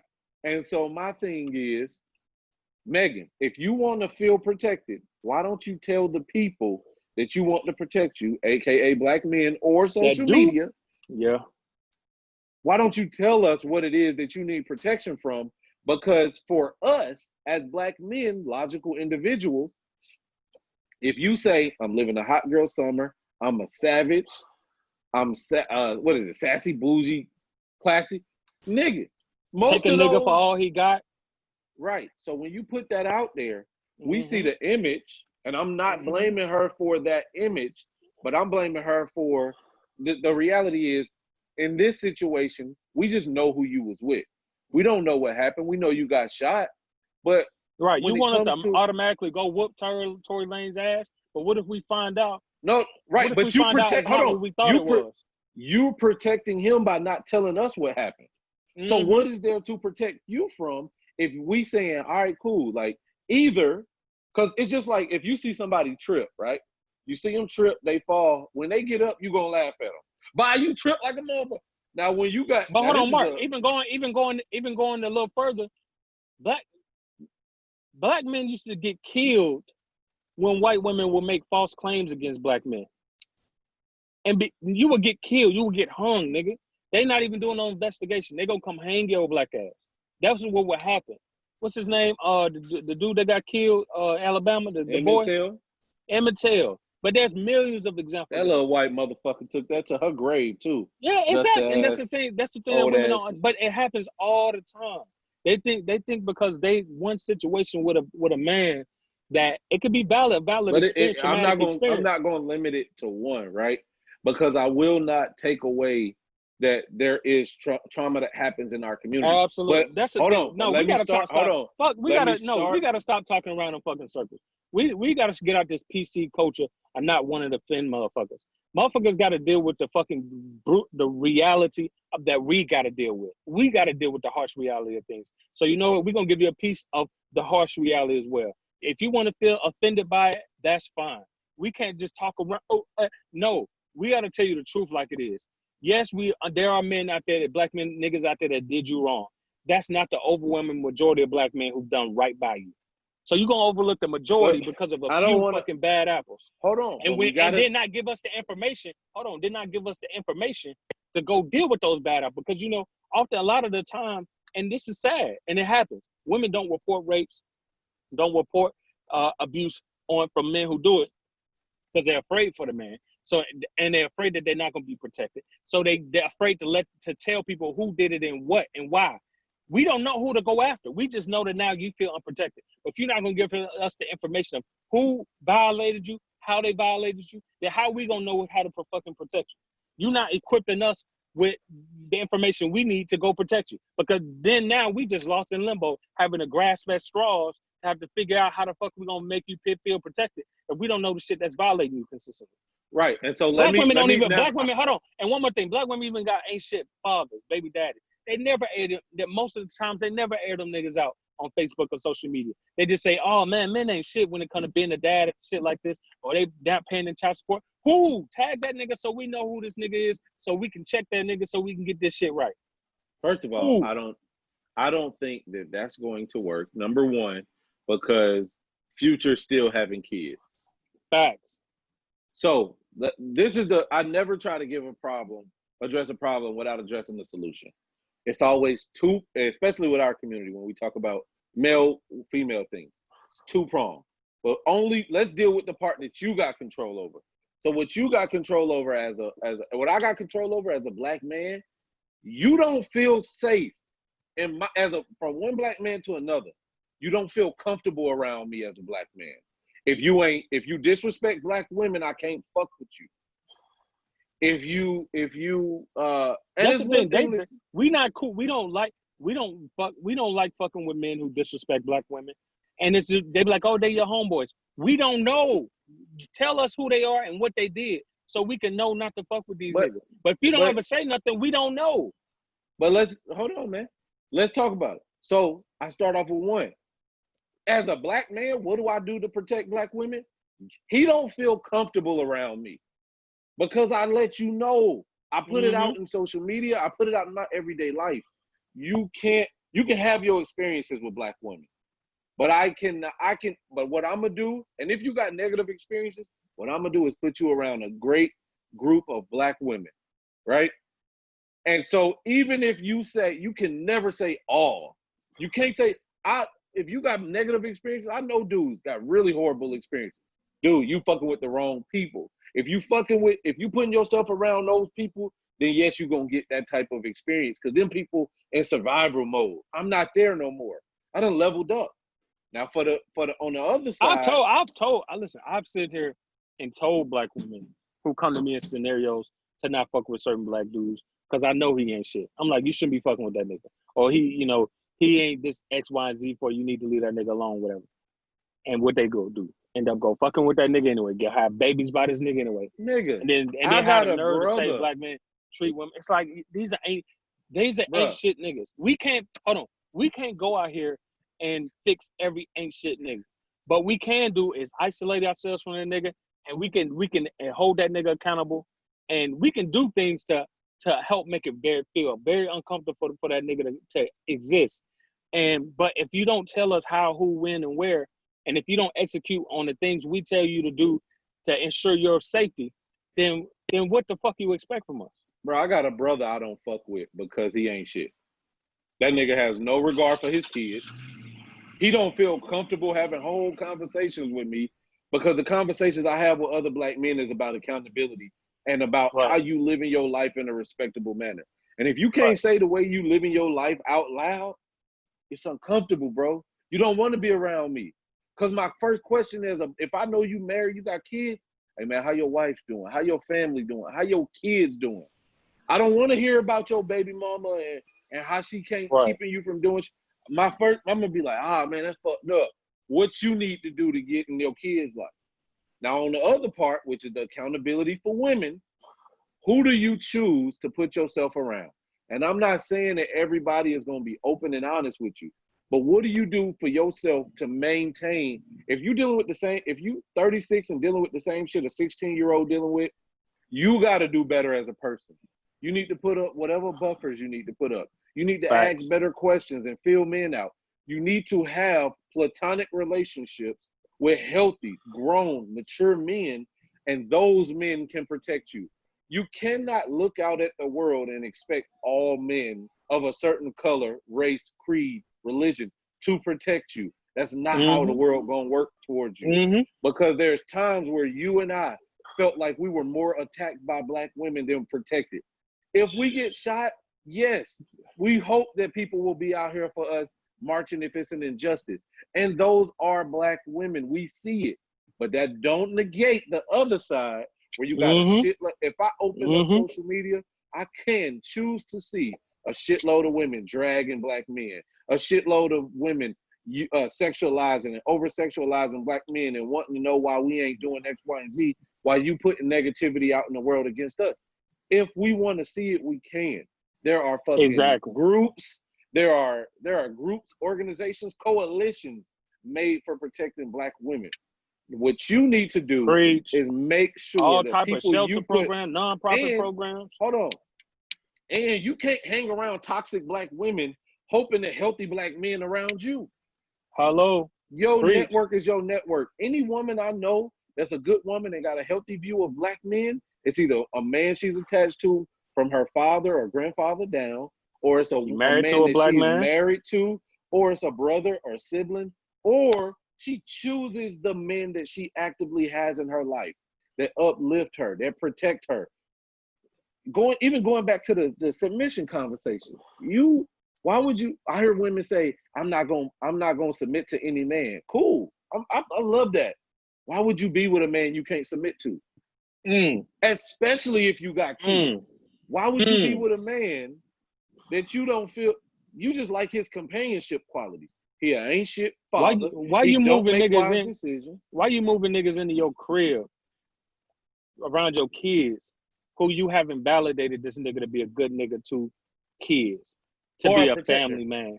or protector. or provider. Hold on. Let me get into this too. Let me say this. Sometimes the protection that we offer women don't come in the way that they want it done. Exactly. Right? They Let's like, say no. I want you to make this man a protector. Hold on. They say, no, I want you to make this man right for me. No, I ain't talking about that. He ain't a right nigga. I ain't talking about that. I'm talking about me and you, right? Let's say, because I feel like I protect black women. You know what I'm saying? Yeah. And so my logic towards it is, I might tell a woman, hey, you need not be in that situation. So before you get to the situation where you need protecting, don't go to this environment by yourself. Don't do this by yourself. Don't do this at night. That's not a good area to be in. Now it is me trying to control them or me being judgmental on how they live their life instead of saying, that was my protection. No, I can't protect you once you're going to get your ass whooped. Or listen, man, I done lost friends over telling women that ain't the nigga you supposed to be with. Facts. I done lost women friends and guy friends because I'm breaking man code, trying to protect the black woman. And she telling me, oh, well, I love him, so I'm going to stay. No, this nigga done took money from you and trashed your name. This nigga driving your car and ain't did shit for you. This nigga giving you dick and ain't got no other qualities. But I'm trying to tell you that ain't the nigga for you. And you telling me that I'm overstepping my boundaries. But that, in my mind, is protecting you. Now, once he put his hands on you, now I'm supposed to step in.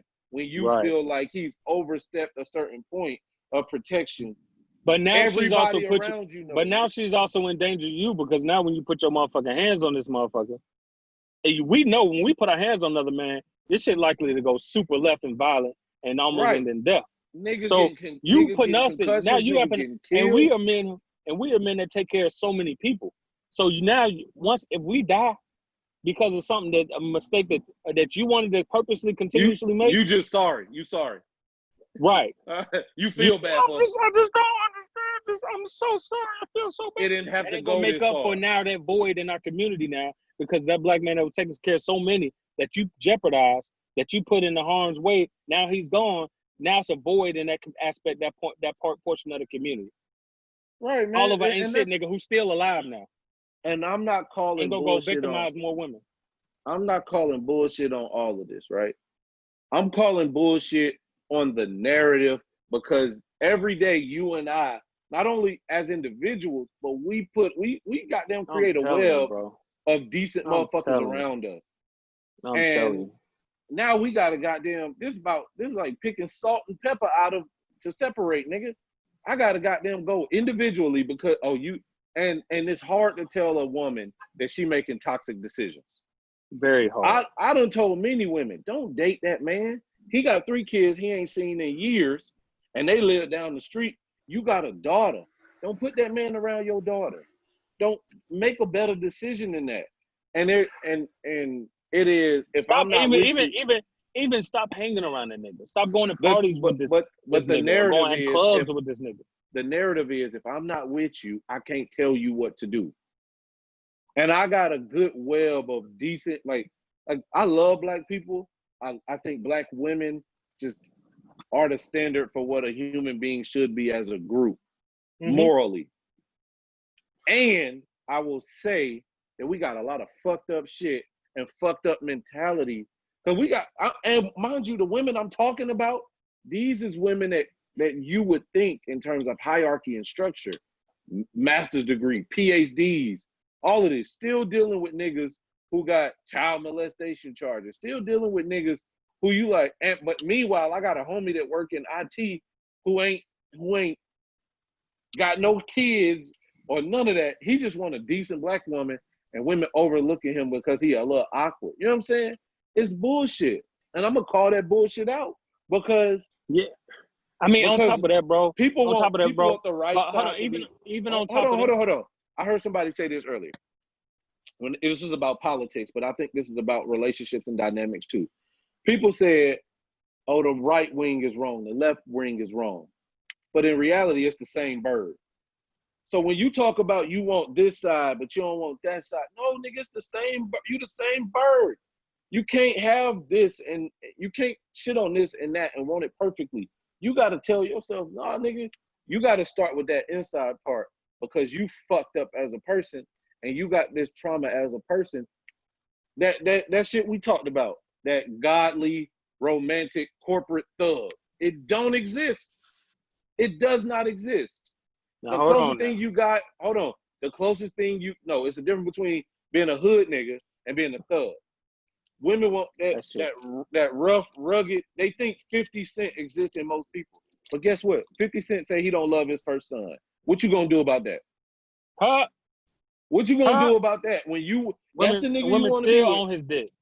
Name a person, because Jay-Z ain't no thug. He came from the hood, he ain't no thug. What you want? A Snoop Dogg? Is he the best example that you got? So stop with these entertainment narratives or these Disney built narratives They that ain't a keep real following the motherfucker. shade room and think that's the narrative across the Folks. board. Or they That's the read thing. these They fucking books of characters created, and it ain't never gonna be the reality of a black man. And the problem never. is you not listening to black men about black men. I'm trying to They tell you about black men and why that can't exist. And I work in HR. I'm telling you why that can't exist in HR, and you don't give a fuck. No, they He listen out to there black somewhere. men who. No, hold on. They listen to black men who cater to their ego. If you cater to their ego, tell them how men ain't shit. This, that, and the third. You gonna listen to that nigga. You gonna say men ain't shit, and how you a queen, and you should always be treated like a queen, and you should always be treated like gold. But he don't never critique you and never tell you, no, this is shit you should and shouldn't do as a woman to attract this kind of man. They don't want to hear that nigga. They want to hear the nigga that constantly tells them that they are gold and that they're men who don't treat them like gold are at fault. I'm about to remix a previous statement that I said. Every woman ain't a queen. Why y'all think it ain't no ranks, nigga? You gotta be you think you skipped over princess because you got a degree and now you a queen? No. You gotta do your part too. Every black man ain't no king. Every black man ain't taking care of his kingdom. Ain't taking care of his. Stop dating these peasants and build yourself up to the queen before you get there. You ain't just no queen because you got a degree and because you say love when you address people. And know how to recognize a king. And know how to recognize a king when he ain't got a cash app to send you. When he ain't trying to send you no cash app. Well, you got to know the difference between a king and a nigga with some Jordans. You know? Right? So you think because a nigga got the and garment on Instagram page. You think because a nigga stood in line and worked overtime. Take angle pictures. Right. Because a nigga worked overtime for them J's, or he paying a $500 a month car note or a $700 a month car note, and that's half his income, so he could floss on your ass while he's still sharing a room in somebody's house. Like this shit is getting ridiculous. Or this nigga they tell you to go, oh, a man should treat you like luxury. You don't even treat yourself like luxury. Bruh. So why the fuck you gonna go ahead and seek a man who gonna buy all these things, do all these things for you financially and treat you like shit? How you want to be spoiled and you ain't got your own? What are we spoiling you with? Why do you deserve to surf and turf? No, nigga. You need one of the other. Got the attitude. You ain't got the attitude to be treated like a queen. You don't treat people with men with respect. You don't treat men with dignity unless they got something to give to you. That's not no man that a man. That's not a woman that a man want to give his life for. You should want a man who's willing to lay it all on his life on the line for you. But that has to be something afforded to you. Afforded. You got to afford a kind of man to do those kind of things. You can't just be no chick, because you take good looking pictures, think that you follow all these luxury type influencers and think that, you supposed to have that too. That should come with sweat equity. What are you putting in to deserve the kind of man that you want? It can't be, you just got your degree. It can't be, just because you travel. How do you treat a man? Does a man feel empowered when he talks to you? Does a man feel empowered when he talks to you? Does a man feel loved when he talks to you? Is a man trusted? Can you trust a man? Most of these women in that scenario can't even trust men, but think a man's supposed to take his hard-earned career, his results from his assets from his hard work earned career, and dump it all on you because you're a woman. and you ain't did shit to prove worthy of it. I shit, fuck all that, man. So we done talked about like what protecting a woman looks like to you. Yeah. All right. So in how we moving, right? Because I think a part of it is, as men, we got to be honest. Because women assume that they protect men, but it's in the way that they feel like they need to protect us. So what is a way, or talk about how men feel like we need security. I'm not going to say protection, but what can a woman do to give us some security? And then let's talk about the effects of not being honest about our feelings, if that's a part of being secure or having that level of security. I think what a woman can do to make us feel protected is to always uphold our reputation. Always keep our reputation of a black man in a positive light. When you see people speaking down on black men and tearing black men down, no, you counter that with truth of what most black men are doing in this country. Most black men are being productive.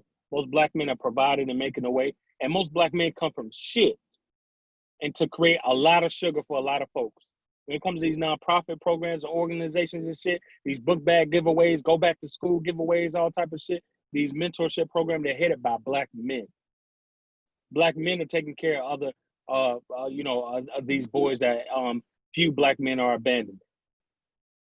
So, that is I would say overall as the most thing a woman can do to protect black men is by protecting the reputation, the public reputation of black men.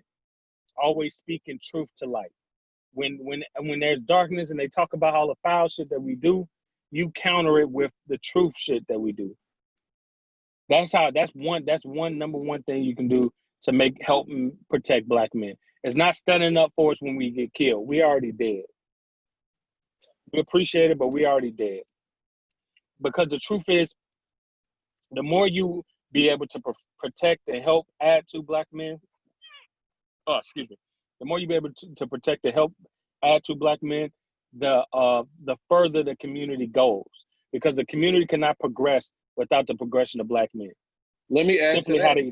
I think the biggest gap is understanding, right? The first and best and most important thing you can do is understand black men, right? Because we raised differently. But how you gonna understand them if you're not communicating with them enough? The healthy. That's where I was getting, right? So you gotta talk to us, right? You gotta, if you think not white talk people at don't us, not look to be offended in the conversation. You gotta listen to us. Speak to understand. I mean, share your point of view, listen to a point of view, critically think about it, and then respond with a constructive point of view.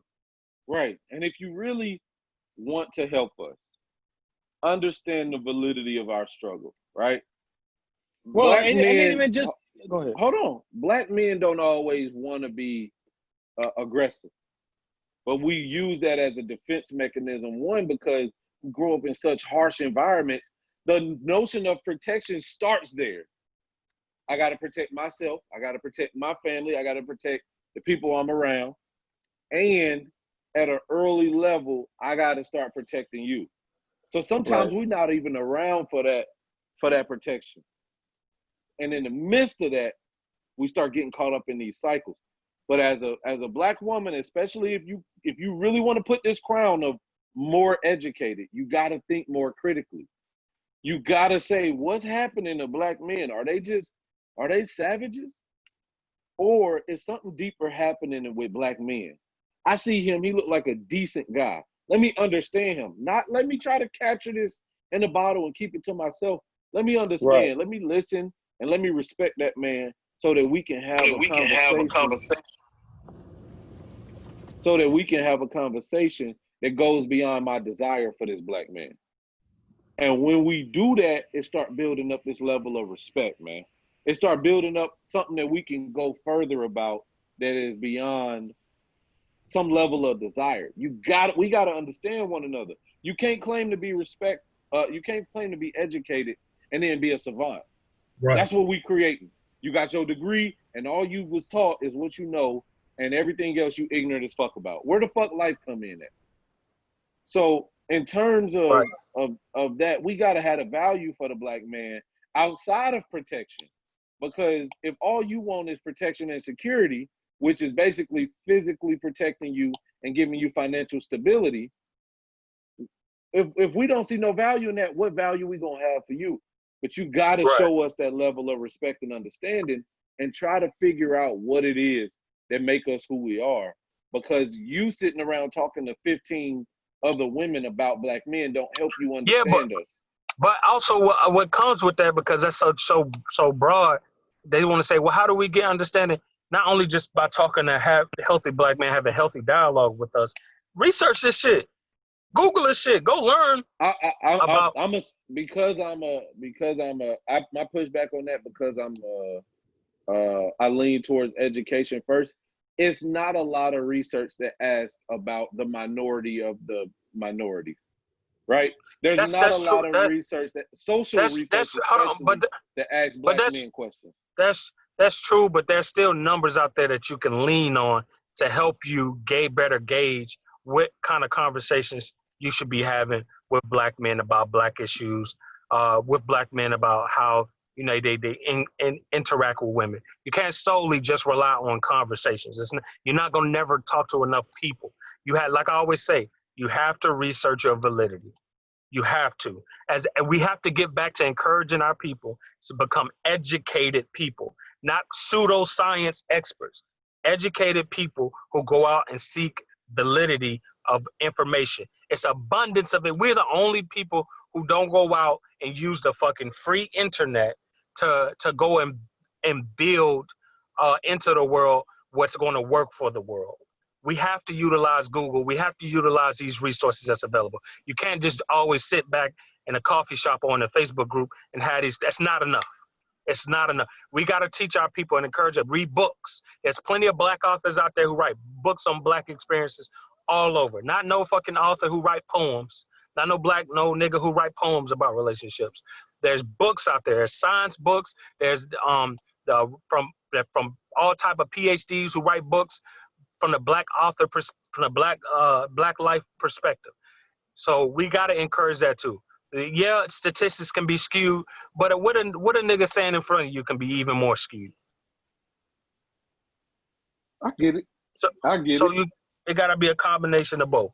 All right, hold on. Let's get to the second part of that.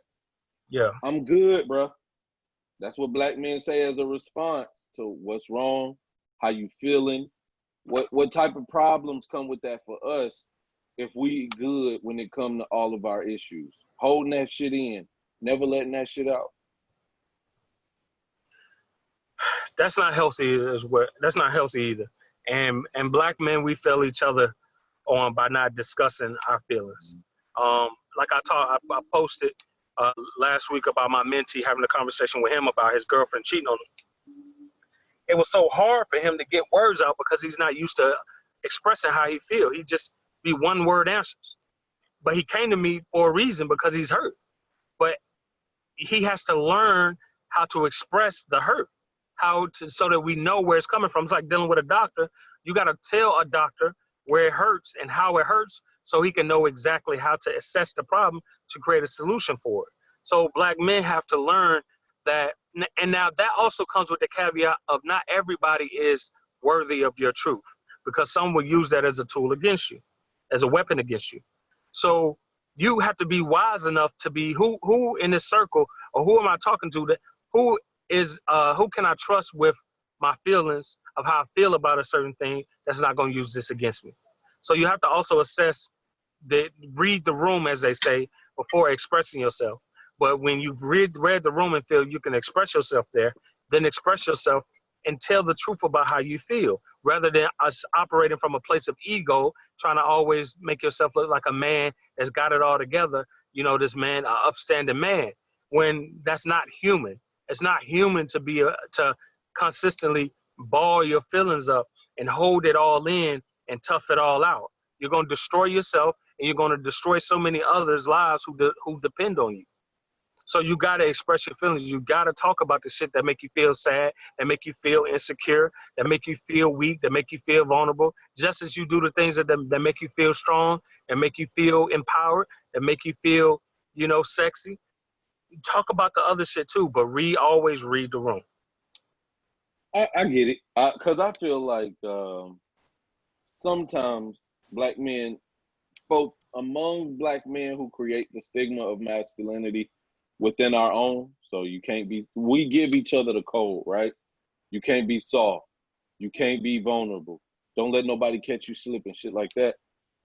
We got to uphold that for other men, you know what I'm saying? To the point where you don't hear a lot of black men say, I love you to one another.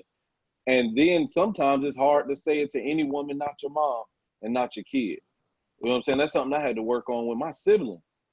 So after I'm with my lady and she got me open to it, and it had to have something traumatic happen to one of my siblings for me to start expressing that to them.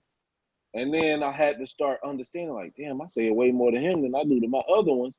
So now I got to start expressing that love and appreciation to them. And I still work on expressing that to my homies because of the stigma and really trying to climb this high ass wall where it's like, damn, like one of my homies told me, man, it just be times I be wanting to talk to you, but I don't want to call you sounding like no bitch. And I was like, bro, if your ego is there like that, just say, hey man, I was just wanting to get up with you. Or just say, hey man, let's go grab a drink. Yourself. You gotta check yourself on that. Because that's easier said than done, right? Checking yourself is something that happens in an instant versus things that you've been taught for 15, 20, 25, 30 years. So, but if we're talking from a solution, or just because you have the validity. I agree with the solution. I know, but I'm saying just because you have the validity of reason not to, you have to find the validity of reasons to. So yeah, they call you a simp for spreading your emotions, all type of shit. We're at the point now where we're informed enough to know that those are things to keep you docile. Those are ways that keep a black man toxic. So you have to find validity and reasons to share, to find men, because men, just like they come to you, they come to me, and they share, and it's all right. And by him sharing that, look, I would like to come to you, but I don't want to feel like X, Y, and Z. That's him sharing his emotion. Then you get to talking to, all right, why, you feel that way and blah, blah, blah. That's so you build this. We got to also build into black men the courage to speak up for themselves on how they feel, even if how they feel won't always represent them in the best light. And again, don't have these don't do these on social media boards where it's lots of people and they're gonna criticize you and they're gonna judge you for it. No, do it in the safety of some DMs, or on a private group, or call somebody that or go have drinks or cigars with somebody that Because I do that shit all the time. I don't share my feelings with the world. I don't share my feelings oftentimes on the board. I share my feelings among my peers, with you, with my mentors, other black guys that I know, about more my lady, of course. You got to share those feelings with other black men so they can build into you constructive beliefs that you can then adapt to make yourself a better man, to help you improve. But if you don't do those things and you continue to lead towards the path of destruction. I fuck with that. And don't be goddamn, and don't just rely on just one source of black man. Get multiple sources, because you're gonna need multiple views, multiple perspectives. Don't just be quick to run to your pastor, or don't be quick to run to that motherfucker that hate black women. If you run into your pastor first, get a second opinion, like a doctor. Always get a second opinion. And also get a second opinion anyway, because you never want the same man or the same type of man giving you the information, especially if it's from a source. And I'm not trying to speak against religion, but I'm just saying, make sure the sources and quality and the messages they get ain't all coming from the same place. All right, so we really about to end. I don't know where we're gonna put in code switch. We can probably throw that to the next one. But Since we got two things. One, we want to do the 5 underrated rappers, or you want to do the strip club etiquette? Let's do strip club etiquette, and then let's talk about the let's go into underrated rappers. All right, strip club etiquette. I'm about to jump in this thing, man. You know, Let's go. I'm a freak. I'm in Let's Atlanta. go. I'm of Atlanta at this point. Let's go. First of all, women. So I'm gonna speak to y'all first. Damn. Understand that if you go into the strip club, men got different etiquette, and women love going to strip clubs. But we gotta get a black man the etiquette. No, hold on, man, because women is the one that need correction. How, man? Because yeah, women be bullshitting. That's why. Because this shit on my heart, man. Let me get this talk. Go ahead. So first of all, women, especially if they your girl, or if they your girl, or if you dealing with them, women don't have no fucking etiquette. It's just like going to follow my lead. You know what I'm saying? If I walk in and I got you mean if a woman going to a strip club with a man? Right. Follow my lead and understand if you go into the strip club during the day, this ain't ball out hours. This is I'm chilling. Oh no. You don't ball out during the light out, when the sun out. If you going before 10 o'clock at night, you chilling unless it's somebody's birthday party, or unless y'all specifically know that you got a bag on you. Right. Most men going to strip clubs just chilling. We don't want all of that goofy shit. We ain't trying to find the chick with the fattest ass and throwing all our money on it. We're going to grab some drinks. Sports probably going to be on and all of that. I'm trying to be there for about an hour and a half. Don't spend all my money in 3 dances. And don't run to the pole for a chick that ain't no headliner. Cause you excited. That's why as a man, fellas, you be like, chill, baby, the best ain't even came out yet. What the fuck is you doing? Fellas, as a man, make sure you don't take your girl thinking your ass gonna be on no, nigga. And if you got a homeboy from out of town, if a motherfucker ain't from a strip club city, make sure he know the etiquette. Etiquette for the fellas. Point number 1, fellas. Don't go in there and spend a whole $100 in 5 minutes. Like, goddamn. Right. Know how much it costs and know how to spend your money in the strip club. Don't ever feel embarrassed to ask for the menu or how much the drink costs. Don't ever be embarrassed. Hey, how much that? Because cool. If you ask on this side of the club, go to that side of the club. They won't recognize you, nigga. Know how much a dance costs. You go to some strip club, please no. They $5. You go across the street to the strip club, it's $10. You go down the street, it's $20. Nigga, if you got a $5 budget, go to the $5 spot. Go get you a $2, $3, $4 beer. Get you some $5 dances. Feel like a king. Bro, you can go to the strip club with $40 and have a good night. You can go to the strip club with $160 and have a hell of a night. You go to the strip club with $60, you can stay there for an hour and a half. That's a fact. Just don't fall in love. Just wait. Scope out what you really want. Scope out, exactly. Don't go in there and immediately see the first big ass or big titties that you like and be like, oh, sure, come here. Nah, pace yourself. Because she might not even be cool. You really want to get the dancers from the cool strippers, because not only they going to they gonna be cool with you, they're going to talk to you. They also going to, you can get more out of them. They're going to want to sit with you and have drinks with them. They might sit in your lap the whole time and talk. You know what I'm saying? You build a rapport with them. They might throw you a few free dances, here and there. And they might know they're badder chicks to bring over. And they're going to tell you about certain bitches in the club to avoid. They're going to be like, oh, I don't like her. Oh, no, she nasty. Oh, you don't want that. You got to go in there and chill. You got to scout the place out first. Bro, it's a lot. I got family all over. Nebraska, St. Louis. I got folks up in Massachusetts and out on the West Coast. They love it here, but stop, scope it out, see what's going on. It's like high school sometimes. Sometimes you go out, high school and college, you want to see how she dance on somebody else, but she dances. Exactly. Don't take it personal. She ain't yours. She ain't going to be yours. Even if you date her, guess what? She's still going to be at that club. Bro, I mean, so many times I don't went and I'd be like, oh, she fine. Let me, you know, and made the mistake of, oh, she fine. Let me get a dance out of her because you see her coming out the back and she stack her like how you want her, how you love women being stacked, and you want to dance from her immediately, and it's trash. She's standing in front of you just twerking the whole time. You like, damn, this is. Bro, I done anticipated some She ain't trash sit in my ass lap dance. one time. Oh, yeah. That's another thing. Hold on. Know what type of strip club you're going to. We got one strip club here in Atlanta. They do not get naked. Well, we probably got a few, but a black one, they don't get naked. The women got tape on their breast and on their area. You know what I'm saying? So trash. Don't go there. Go across the street. If you go early enough, they go. You know what I'm saying? They got the butt booty naked. The parking lot might look a little sketchy. You know what I'm saying? Oh yeah. If it's sketchy, it's worth it. It's worth it. Yeah, if it's sketchy, it's worth it. Trust me. And because they all dance at the same club. The girl that's gonna be at Magic City is eventually gonna be the girl that's gonna dance at Pinups. No. She might start at Pinups and go to Magic City. It's a different Magic City and a few other clubs rank higher because Magic City they got requirement, right?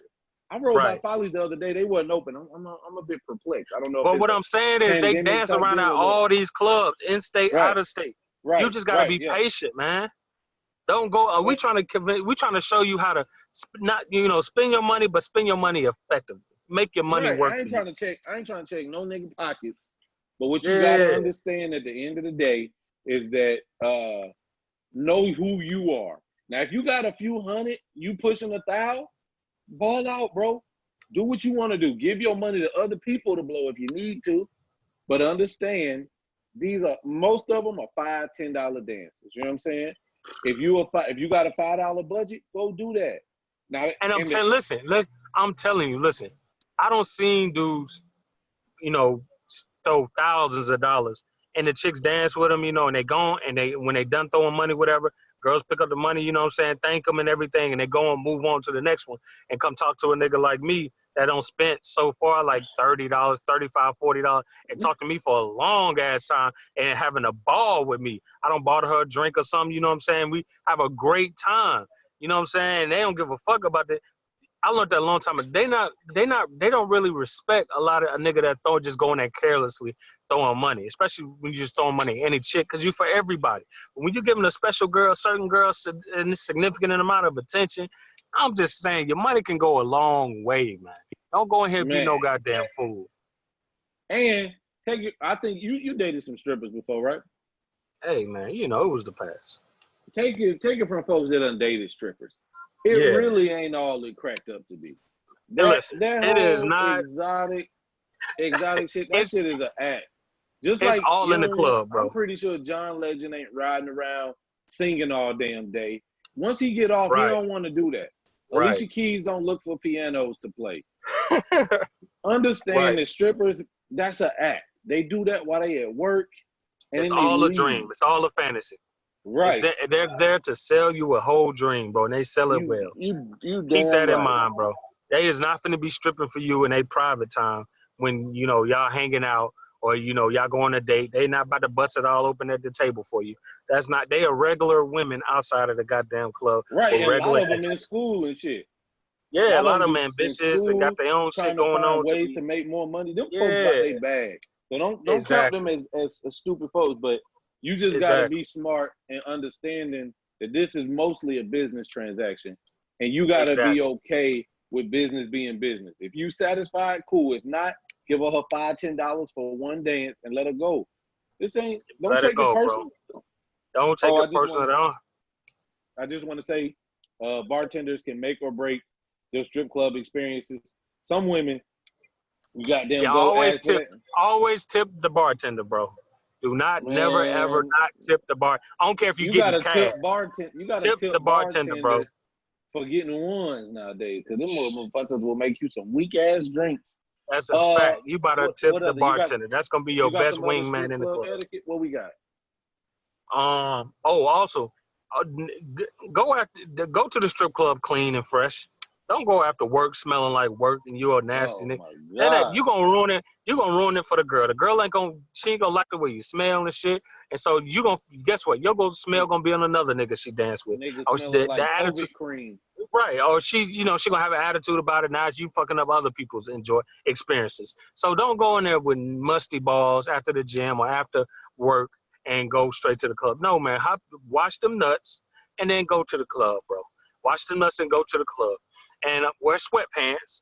Don't go in there wearing no goddamn khaki work pants, Jeans. no goddamn jeans. You can't feel. Wear Don't some go work them. sweatpants, some nice Don't be sweats. wearing them dickies you work in, nigga. Exactly.